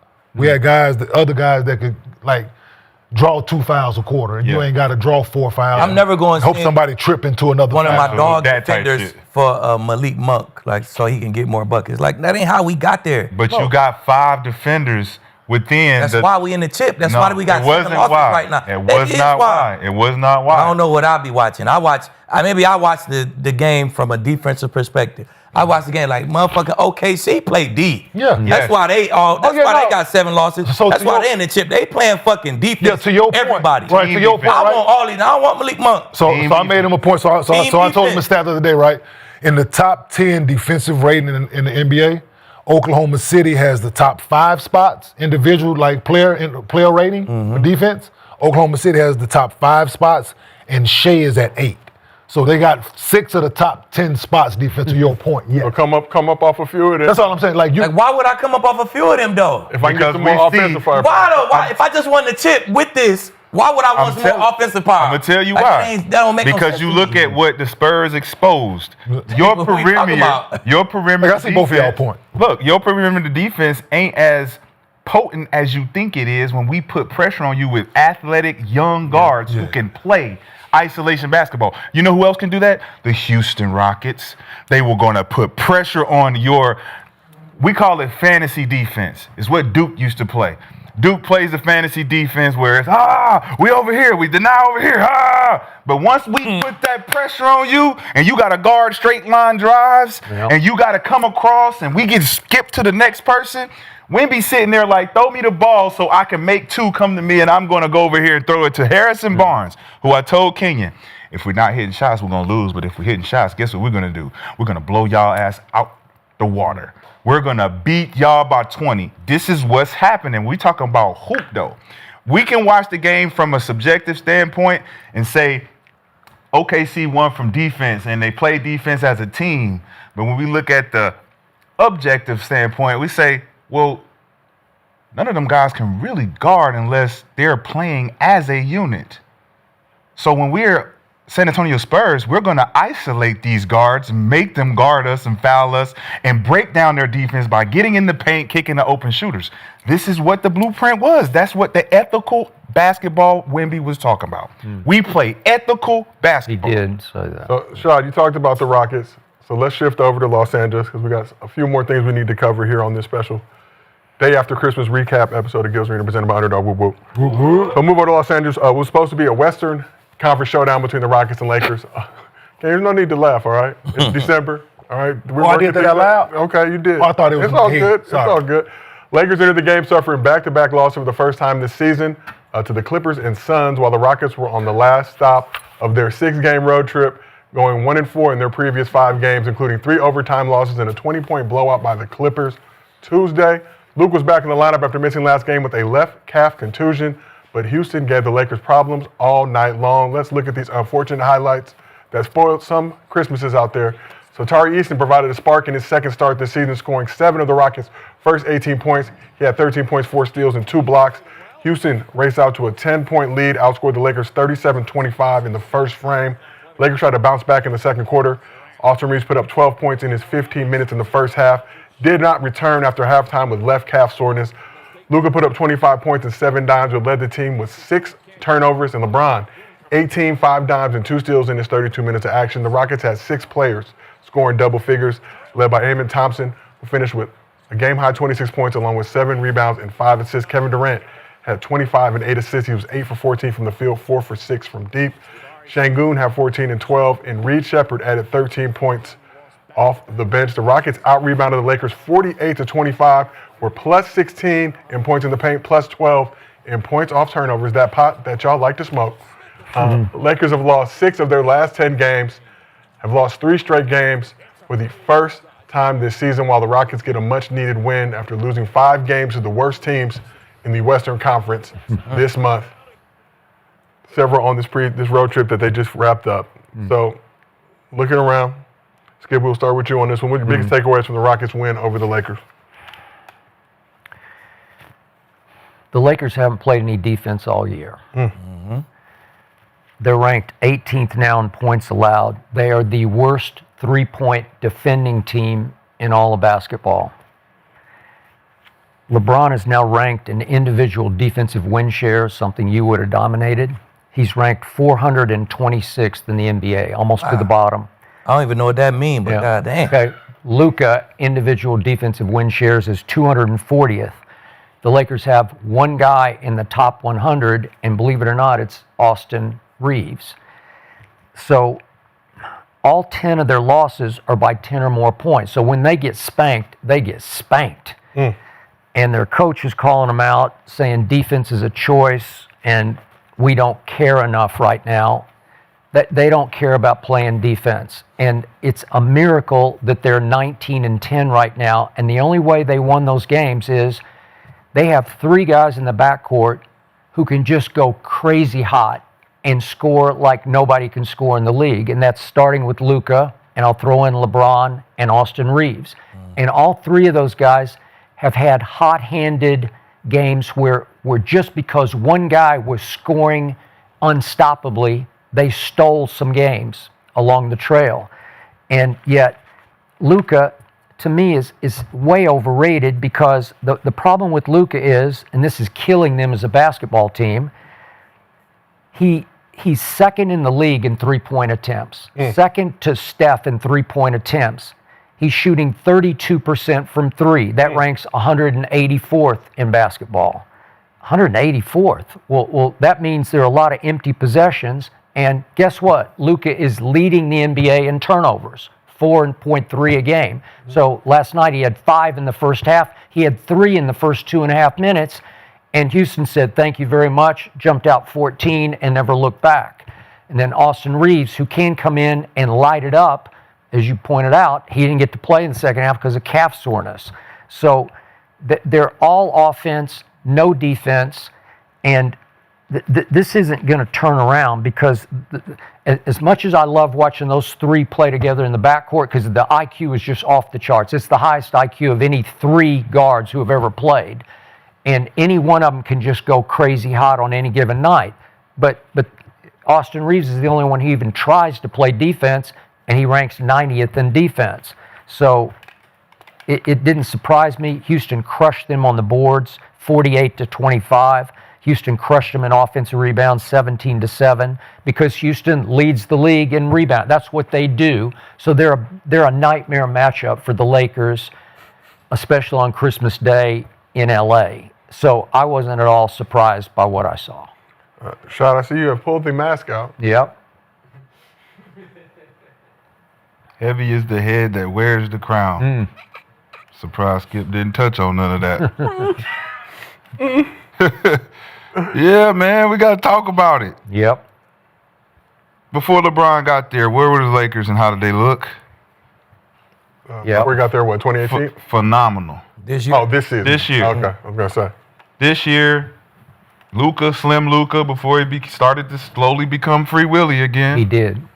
He looked great. He looked great. Right? Right? On LeBron. Then we looking at Austin Reeves and we're like, wow. we're going to have to give him the max. There wasn't a lot of conversation about defense at the time because JJ had a system in to cover those guys, to make sure that the rotations were the rotations. It's all about effort and hustle. But I look at something that's a crazy dynamic for JJ Redick because, you know, he got on TV when he was an analyst at First Take, and he spewed so heavily about Doc Rivers being the guy to never take accountability and always throwing his team under the bus and always blaming this and that. He's guy never takes accountability. Oh, my God. Brown sugar. But full circle, we see JJ get up here in the press conference and constantly duck giving accountability to his star players who do not play defense clearly because we all are watching. We can see this shit. So, Shad, we have JJ post-game comments last night after they lost to the Rockets. So let's play those if we can, please. The 2 words of the day were effort and execution. And, you know, I feel like when we've done both of those things at a high level, we've been a good basketball team. When we haven't, we're a terrible basketball team. And tonight we were a terrible basketball team. And that started legitimately right away because we don't care enough right now. And that's the part that bothers you a lot. We don't care enough to, like, do the things that are necessary. We don't care enough to be a professional. It's, you know, we had it.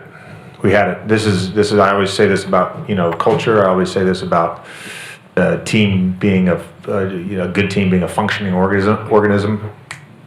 It can change like that. We don't have it right now. Again, it goes back to what I said the other night. It's a matter of making the choice. And too often we have guys that don't want to make that choice. And it's pretty consistent who those guys are. And so Saturday practice, I told the guys, it's going to be uncomfortable. The meeting is going to be uncomfortable. I'm not doing another 53 games like this. It's so sad that JJ had to go about that way because we blame Darvin Ham for a lot of shit that JJ's complaining about currently. And I want to shout out to Darvin Ham for not publicly throwing a lot of players under the bus, which he should have, because it would have saved his job. But the fact that JJ is now going through the same thing Darvin Ham was going through, trying to figure out how to motivate guys who are getting paid a lot of money to play this game. And if you can't hold guys accountable, like we've always said on this couch, which the couch, it was a 4-on-1 day. I remember it was like 78% for me. But when you hold these guys accountable, 2 things happen. You got to show up or you got to run away. And I think when we watch the game of basketball and you watch the Lakers play, you're talking about being a Los Angeles Lakers head coach, being a Los Angeles Lakers player, upholding legacy and prestige. You have to show up as if the fans are more of a priority than anything because these people want to see winning. They're used to it. So Luka didn't ask to be here and the fans didn't ask for Luka. I don't think the fans asked for LeBron James either, but they're both here. 2 of the greatest players to play the game. And you mean to tell me we got to ask you to come play defense?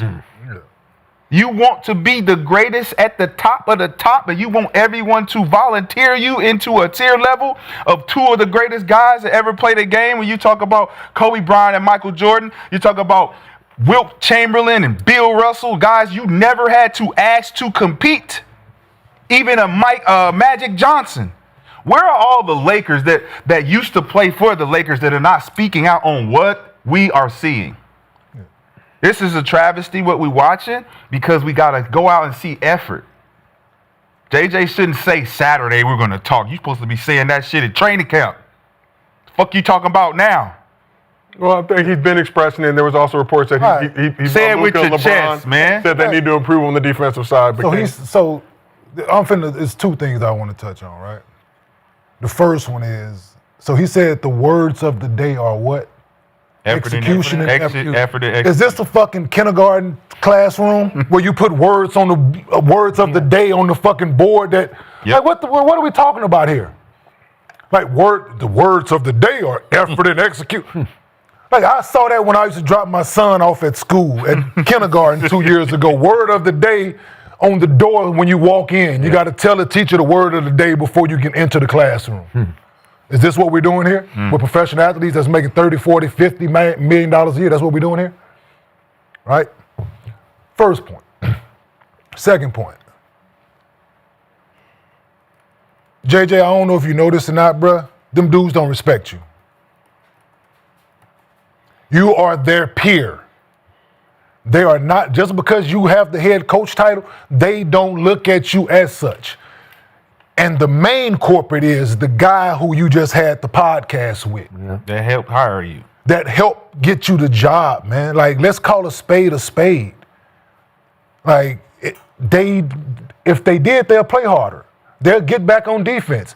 Once you address the crying every possession to the refs with Luka and Austin Reeves and LeBron, if you address it once, if they respect you, they'll go out their way to try to change it because you are a new voice in there. And you gave a certain effort when you played, J.J. Redick. You did. You played hard every time you stepped on the floor. People respected that about you. I'm going to tell you something that was told to me in the Big Three when we were playing by Dante Jones. I was pissed off after one of the games, and he told me this. Hey, you know you can't put your heart in him, right?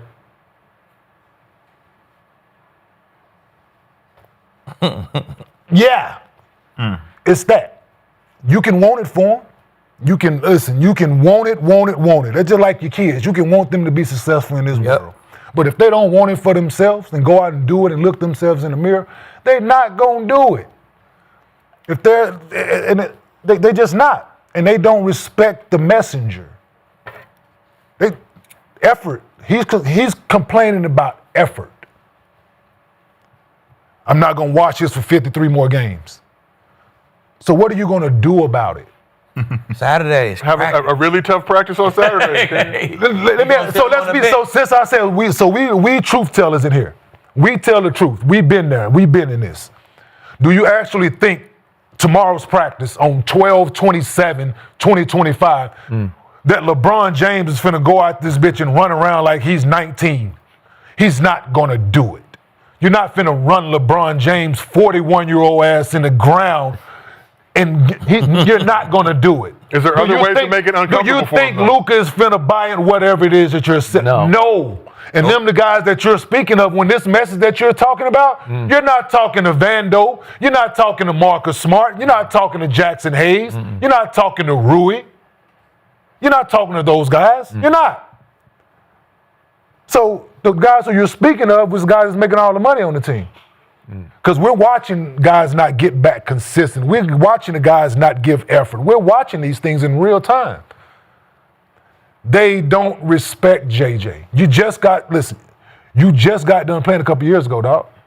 So it's just a team full of bucket getters, bro. It's not really nobody there who gonna just stand on defense. That's my whole point. That's why I wouldn't trade Dart for Monk. Like, cause I don't gotta deal. OKC, he don't gotta deal with this shit.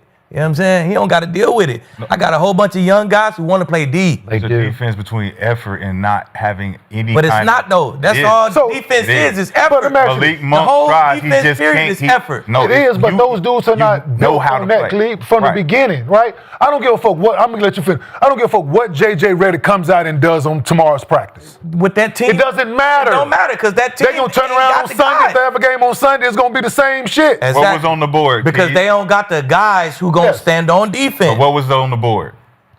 Effort and execution. Effort and execution. Exactly. So as a competitor, on both sides of the ball, you don't have to ask me for effort because I'm. But that's you though. No, we are competitors. It's 20 teams who dealing with that same shit in the NBA. That means you're not a competitor. It's 12 teams who not. That means you're not a competitor. That means you don't want to come out here and compete against that other guy. Because you know when you line up against that other guy, you're going to compete. That means I got to give maximum effort. OKC don't have a problem with competitors. They don't. They don't. Detroit don't. Because they playing winning organizations. That's what I'm saying. And I don't think it got nothing to do about who the coach. Do they respect him? It's if you swap him out. Put JJ, make him the Thunder head coach. Them motherfucking guys together want to play defense. He gonna be preaching the same shit all the coaches in the league. You don't think every coach in the league saying we need effort on defense? Everybody saying that shit. You respond to it differently for how. Like they said, they want it to be gentle. It's a new generation where talk to me gentle. Yeah, ask me nicely. Talk to me gentle. So you ain't been here with us, right? So the message that I said about Detroit, right? The only difference in the Detroit Pistons right now experience for one, but the biggest thing is, I told you JB uses 4-letter words, dog. Like Monty, a good coach. Monty Williams, a good coach. Right. Right? You ain't cussing them motherfuckers out now, dog. So I shouldn't. The effort is there, but if you're not giving it, guess what? I'm not finna add. I demand it. Demand it. Right? I demand it. Alpha shit. And I don't. What I'm saying. So JJ, you can do all that shit you want, dog. Listen, you can go in that bitch and bitch until you blue in the face. Stripes and spots come to mind, man. You can't change the stripes on the zebra and the spots on the leopard. He not gonna put Brian or Luka on the bench. You're definitely not. So He ain't gonna do that. So what are you gonna do then? It's just a group of guys. That's my point. that's I don't who they give a are. fuck who is the most respected. Phil Jackson could come coach these motherfuckers. But with that group right there, they just ain't gonna play no D. You know what Phil did publicly? He made those guys accountable publicly. By doing what? The same thing JJ calling just them did? out. No. That's what JJ No, just he did. didn't He say just no called him out. names. He didn't say no names. When I publicly call you out as a leader and say, listen, I need LeBron James to play better defense, stop yelling at the refs, and get the fuck back. The effort starts with LeBron James. Leadership. Exactly. If that message is, listen, the things that I'm saying, effort starts with LeBron James and Luka Doncic. We go as they go, defensively, et cetera, et cetera, et cetera, et cetera. That's a different message. Then it's the same guys. Yeah. Who you talking about, JJ? Man, that's. But that's what it is, though. We know who he talking about. No. The guys know who he talking about. You but you saying that, can't bro. yell at me in the feelings. Hold on, leave. Since he ain't say I'm Brian, he ain't say my name. He ain't say my name. He ain't nothing. Exactly. Hell no. Gil would sit there and say the same give a thing. fuck. He ain't saying me. Just hear me out, right? If he do say Gil still ain't gonna play If we're no in the D. film room, right? If we're in the film room, all of us on the team, we're in the film room, right? Rashad played 19 minutes a night. He get blew by one time on defense on a bad closeout. Right. And the coach spends 7 minutes on Rashad. Right? Right? One closeout. One close. He spent 7 minutes talking about this one play with this man. Right. He been great every other, but you harp on. See, we can't allow this type of effort, this type of closeout, this type of. But you ain't. The other guy didn't play 42 minutes. And he ain't got one clip up there of him. 22 closeouts we can think of. So he ain't got one clip up there. I get it. How does that resonate in the locker room? How does that resonate though? With the locker room. That one dude who got 22 non-closeouts, just because I call his name out, this motherfucker need to close out more. He still ain't gonna close out. That's not his game. Yes, he is. No, That's it's the not. San Antonio Spurs. That's Tim Duncan and Greg Popovich. Greg Popovich's whole fundamental strategy was to ostracize the star.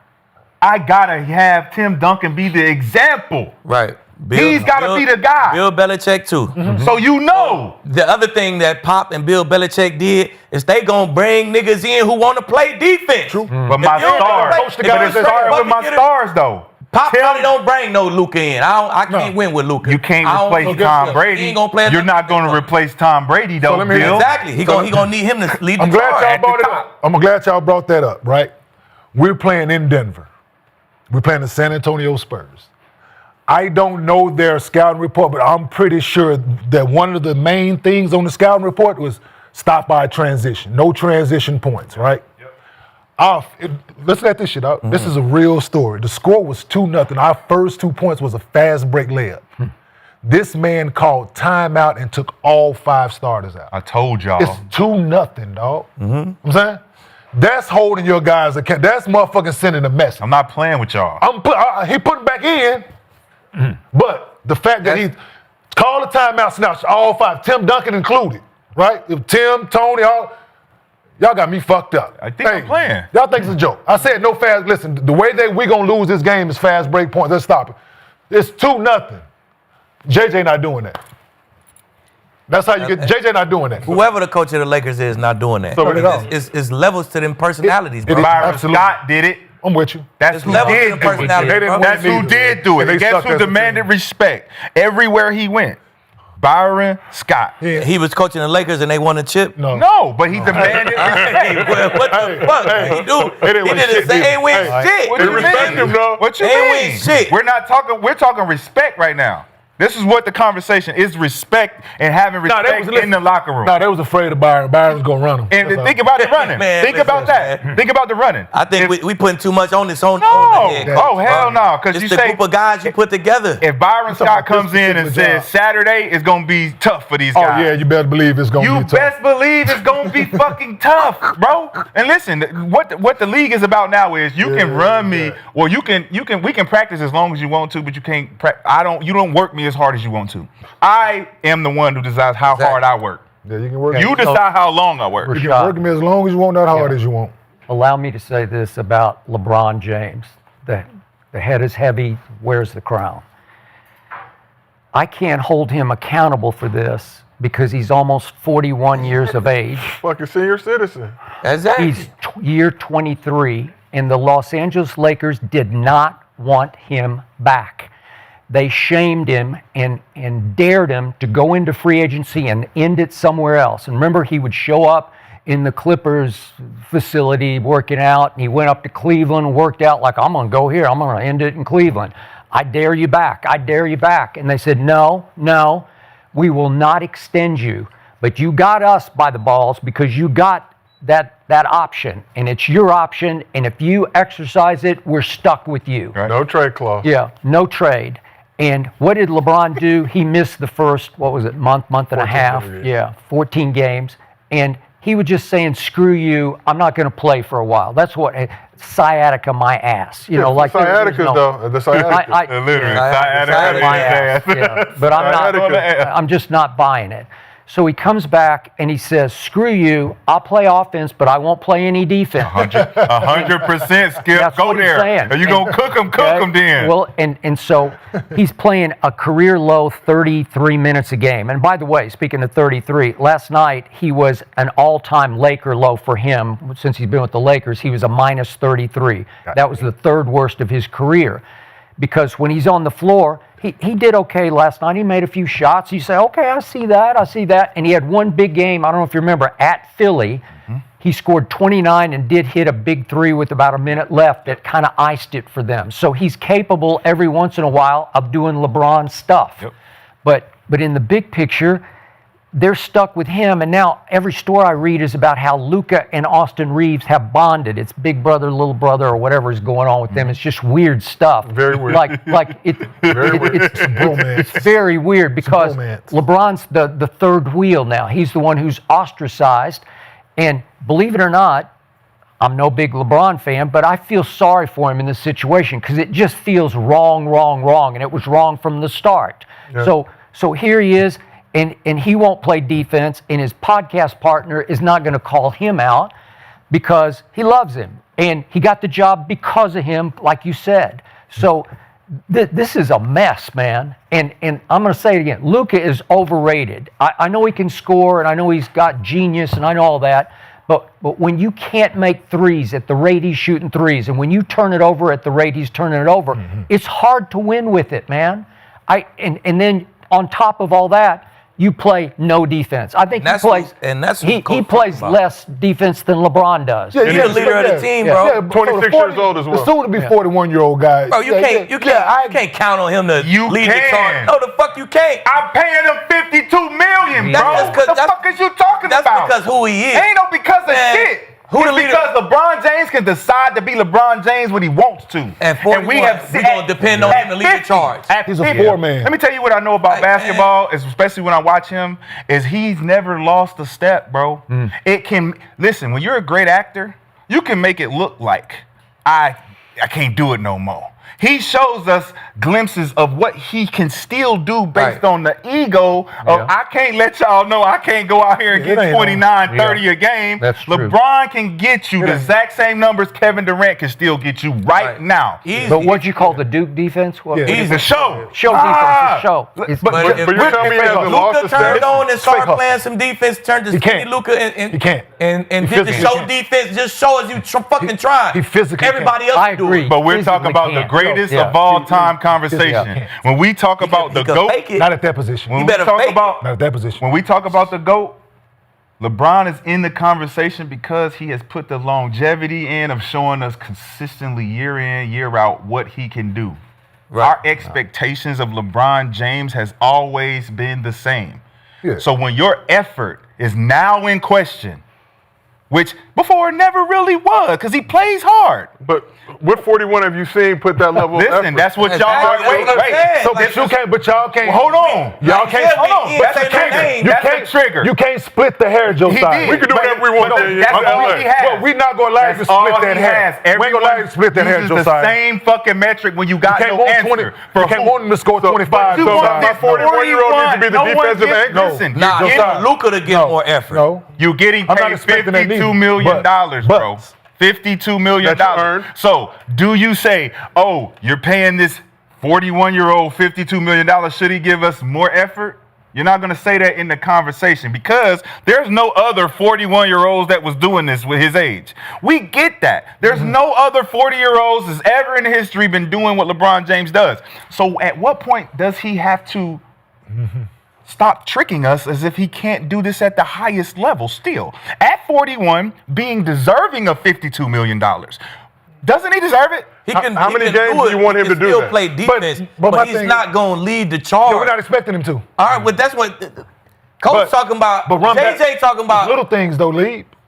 It's little things. It's little things like walking back. What Luka Run do. your ass, but still. But, Yeah, so we he talking. talking- So how about The lead by conversation example was though? more for Luka to But me. I get you. It's more for Luka. I dig it. Yes, 100%. Abe, if You you're the giving- young bull. if you're your giving up- effort is not there at all. If you're giving up the long ball on streaks and fades based on you thinking that the fucking quarterback just not gonna throw it, and you giving up touchdowns, and we walk back to the fucking bench and we look at Aqib like, yo, what's up, bro? You getting paid the highest on the team. You have the right to look at them like, man, shut the fuck up, bro. Right. That's the energy. But is that winning energy? It's definitely not. It's definitely not. So if we can hold you accountable and you look at us like, that's my fucking bad, bro. I'm about to turn this up because I know I can. Because if I can't, we got to go back to remember the Titans and sub the dude in that can. Hey, look, coach, let him in, let him go. Yep. He can guard him, coach. Me, I can't hang with him. Let's hold each other accountable. Let me just hear me out. To y'all point, to everybody's point, right? You do get by you, right? You know you can't get to him, right? Right. He got you at an angle, you know. You dive at his motherfucking leg. You try, right? You know damn well I can't get there. Basketball, the ball going out of bounds. We dive on the floor knowing damn well we can't get there. It's called fake hustle. Exactly. Right? Trick. We're asking for Luka, Right. LeBron. Trick us. Right. Trick me. Right? I know you can't get back. It's a fast break. I know you can't get there. Right.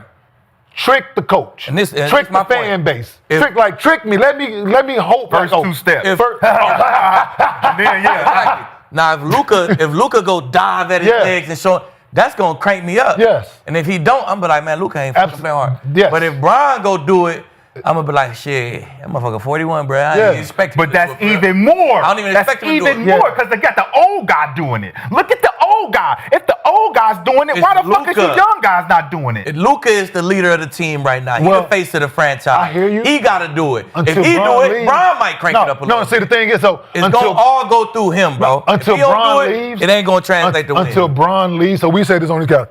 Until LeBron vacates the premises, it's a distraction. It's the pink elephant in the room, Yes. right? Because whether he wants to or not, his presence alone Yeah. Yes. is dominant. Right. Right?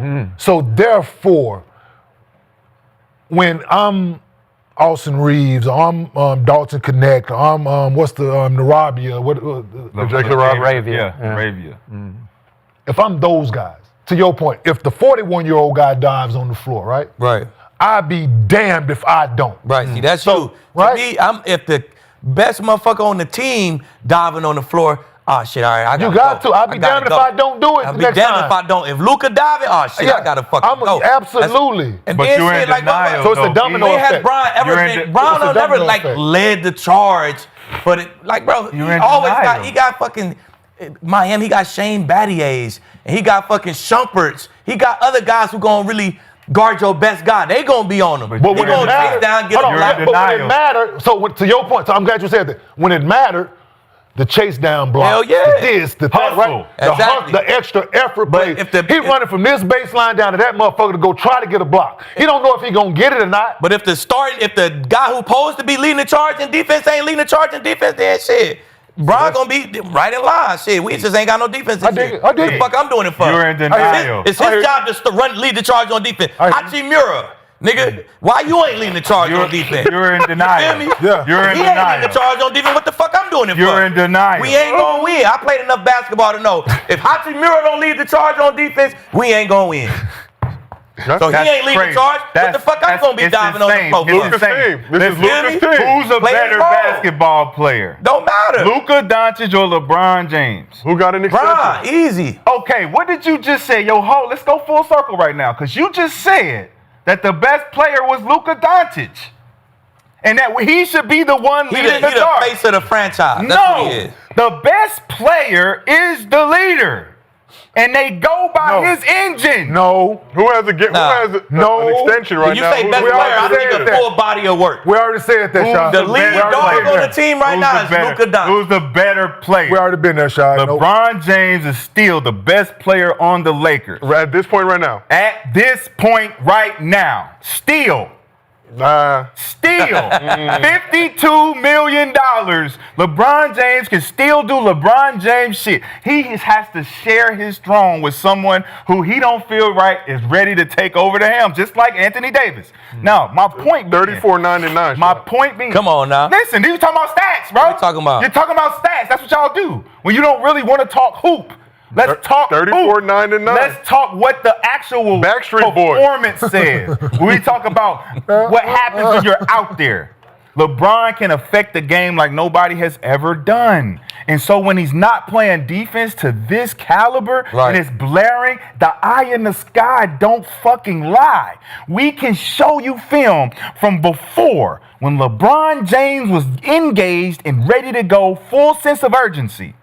He's unstoppable on both sides.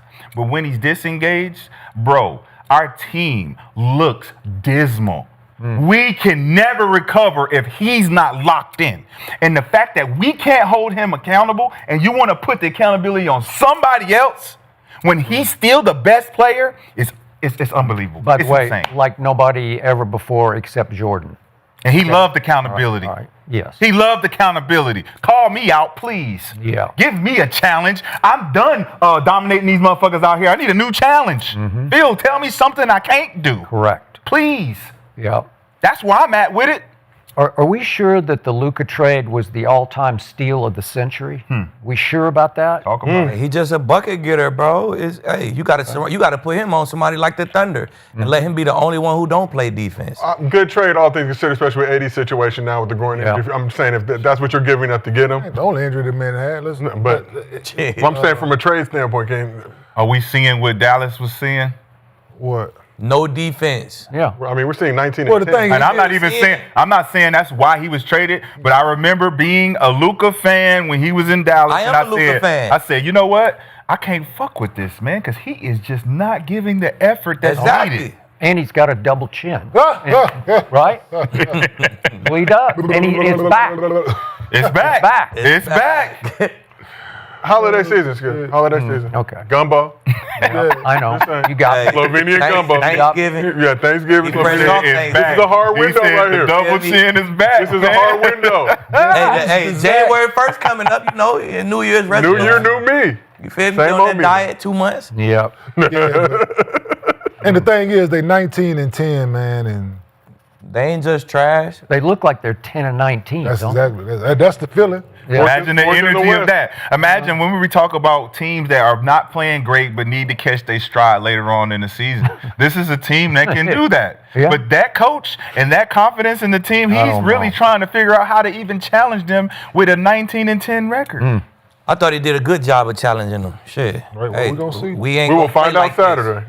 For the next 53. for the next 53, bro. I ain't having it. So, hey, shit, bro. I Does might that be on sound the like it's either me or y'all? Does that sound like JJ's putting I his don't job know. on the line? Sound like who was the other coach who you said who who took everybody out, but Pop. ain't win Pop. shit. Oh, not Byron Scott. Byron Scott. It Scott. sounded like Yeah. Byron Scott. You feel me? So B. Scott. Well, we will monitor the Lakers situation to see what happens. 19-10 right now, 4th in the West. This is Luka Doncic's team, just as a reminder. 26-year-old took him to the Backstreet Boys concert, gave him an extension, not on the final year of his deal, like some players on that team. But let's shift over to the NFL because the NFL did have games yesterday too. In case you were unaware, they were on Netflix and Prime Video. Broncos did it again as they survived against Kansas City with their third string quarterback on Kansas City side. Denver wins 20-13, improving to 13-3 on the season, inches closer and closer to that 1 seed. Although the Broncos are a win away from the 1 seed, once again they got a close win to an inferior opponent. So a main reason why they only have the 5th best point differential in the AFC. So Keith's been saying all year, don't matter if it's ugly, takes all 4 quarters. as simple as that, man. You don't get no more points. If you win by 14, you don't get like a win and a half in football. Like It's it just don't still matter. a win is a win. So head It don't coach, matter, bro. We talking about the team traveling. We traveling from Denver to Kansas City on Christmas. Like, this is a week full of distractions, for real. Like, all we need to do is come away, come back, get back on this plane with a dub. Who gives a fuck how I look? And then you say it was 1 score win. Really, Skip. I know how you feel. But we really beat the shit out them the whole game. Really? Like, not even close. Well, the score. Like, we got 3 drives. I mean, the score tell the game, but like, come on, bro. We like driving up and down the field at will. Like, every time we get the ball, it's 15 plays in the bucket.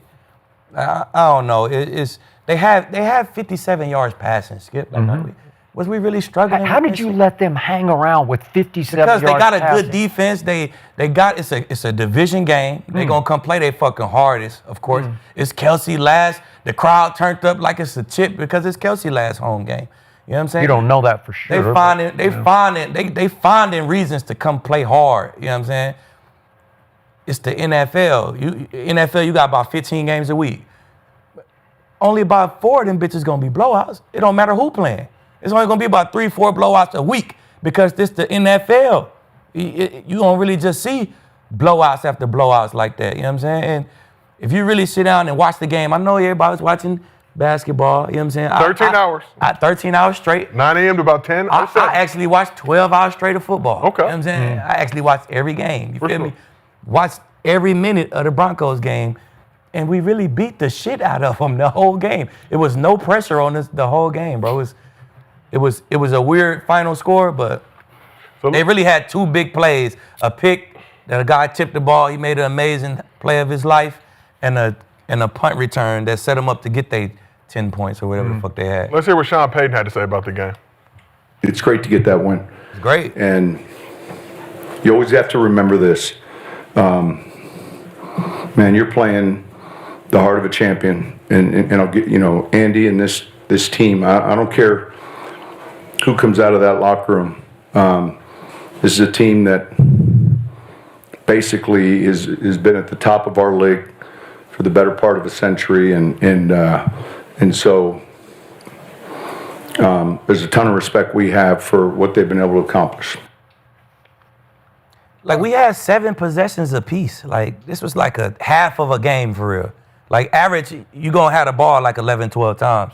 That's like average.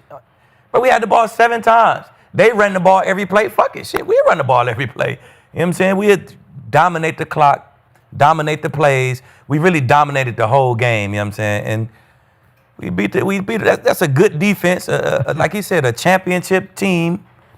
Bro, it don't take much, bro. It don't take much. And Kansas City got to the Super Bowl, and your Philadelphia Eagles exposed them. So what was the Philadelphia Eagles record in 1-score games? They was like 9-1 in 1-score games. They dominated in 1-score games. You got as well. exposed, and I look up, and it's 40-6 Eagles in the Super Bowl. It's 40-6. So all of a sudden, when you least expected it, you get exposed. That's what's going to happen to your team. You're cruising for the bruising. You're going to have the biggest letdown you've ever had in your sports watching life is going to come in the playoffs. I got a question. Yeah. I'm hearing a lot of we. Denver's your team? No, he's Of course. I thought he Dallas bleeds was your orange. team. Well, I He grew up played- a Cowboys fan. he won I a won championship chip. there. My ring came in.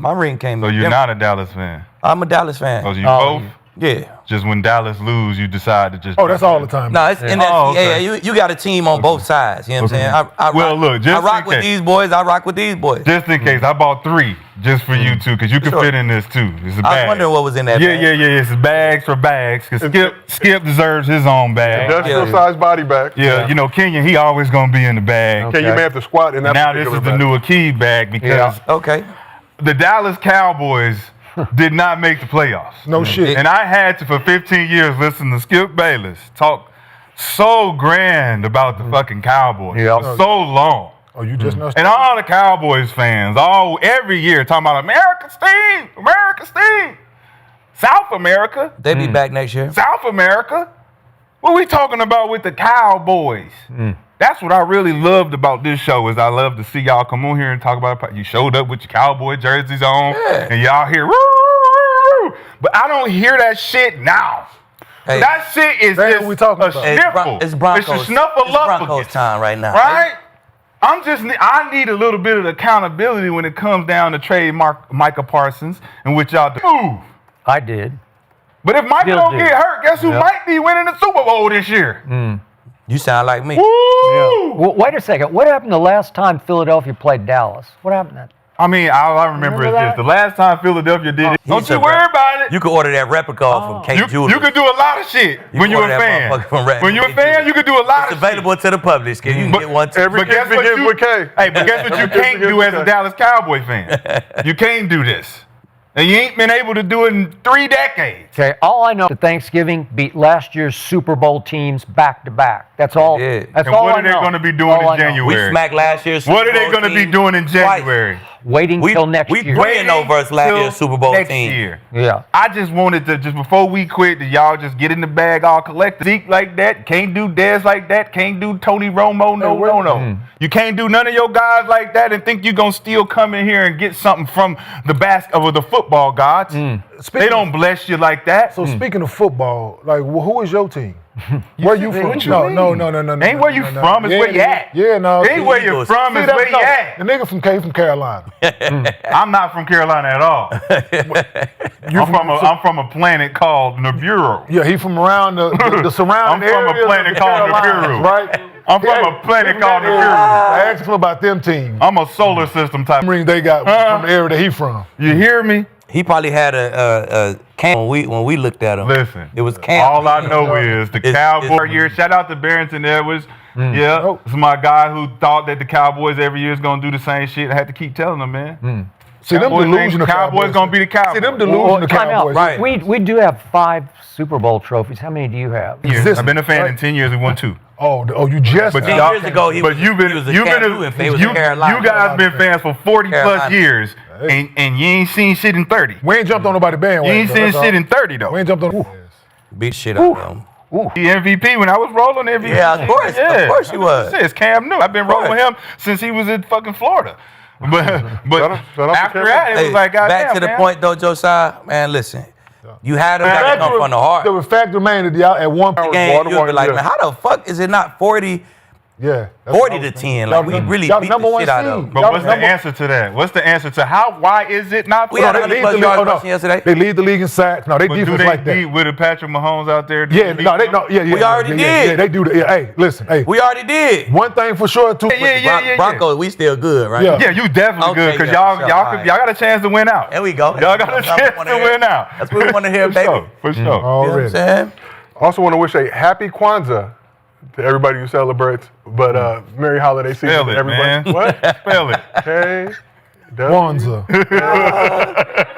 N-Z-A-A. Spell the celebration. Kwanzaa starts today. Shout out to everybody in the chat. Shout out to our entire staff and crew. This has been another episode of Gil's Arena presented by Underdog. We'll see y'all next week.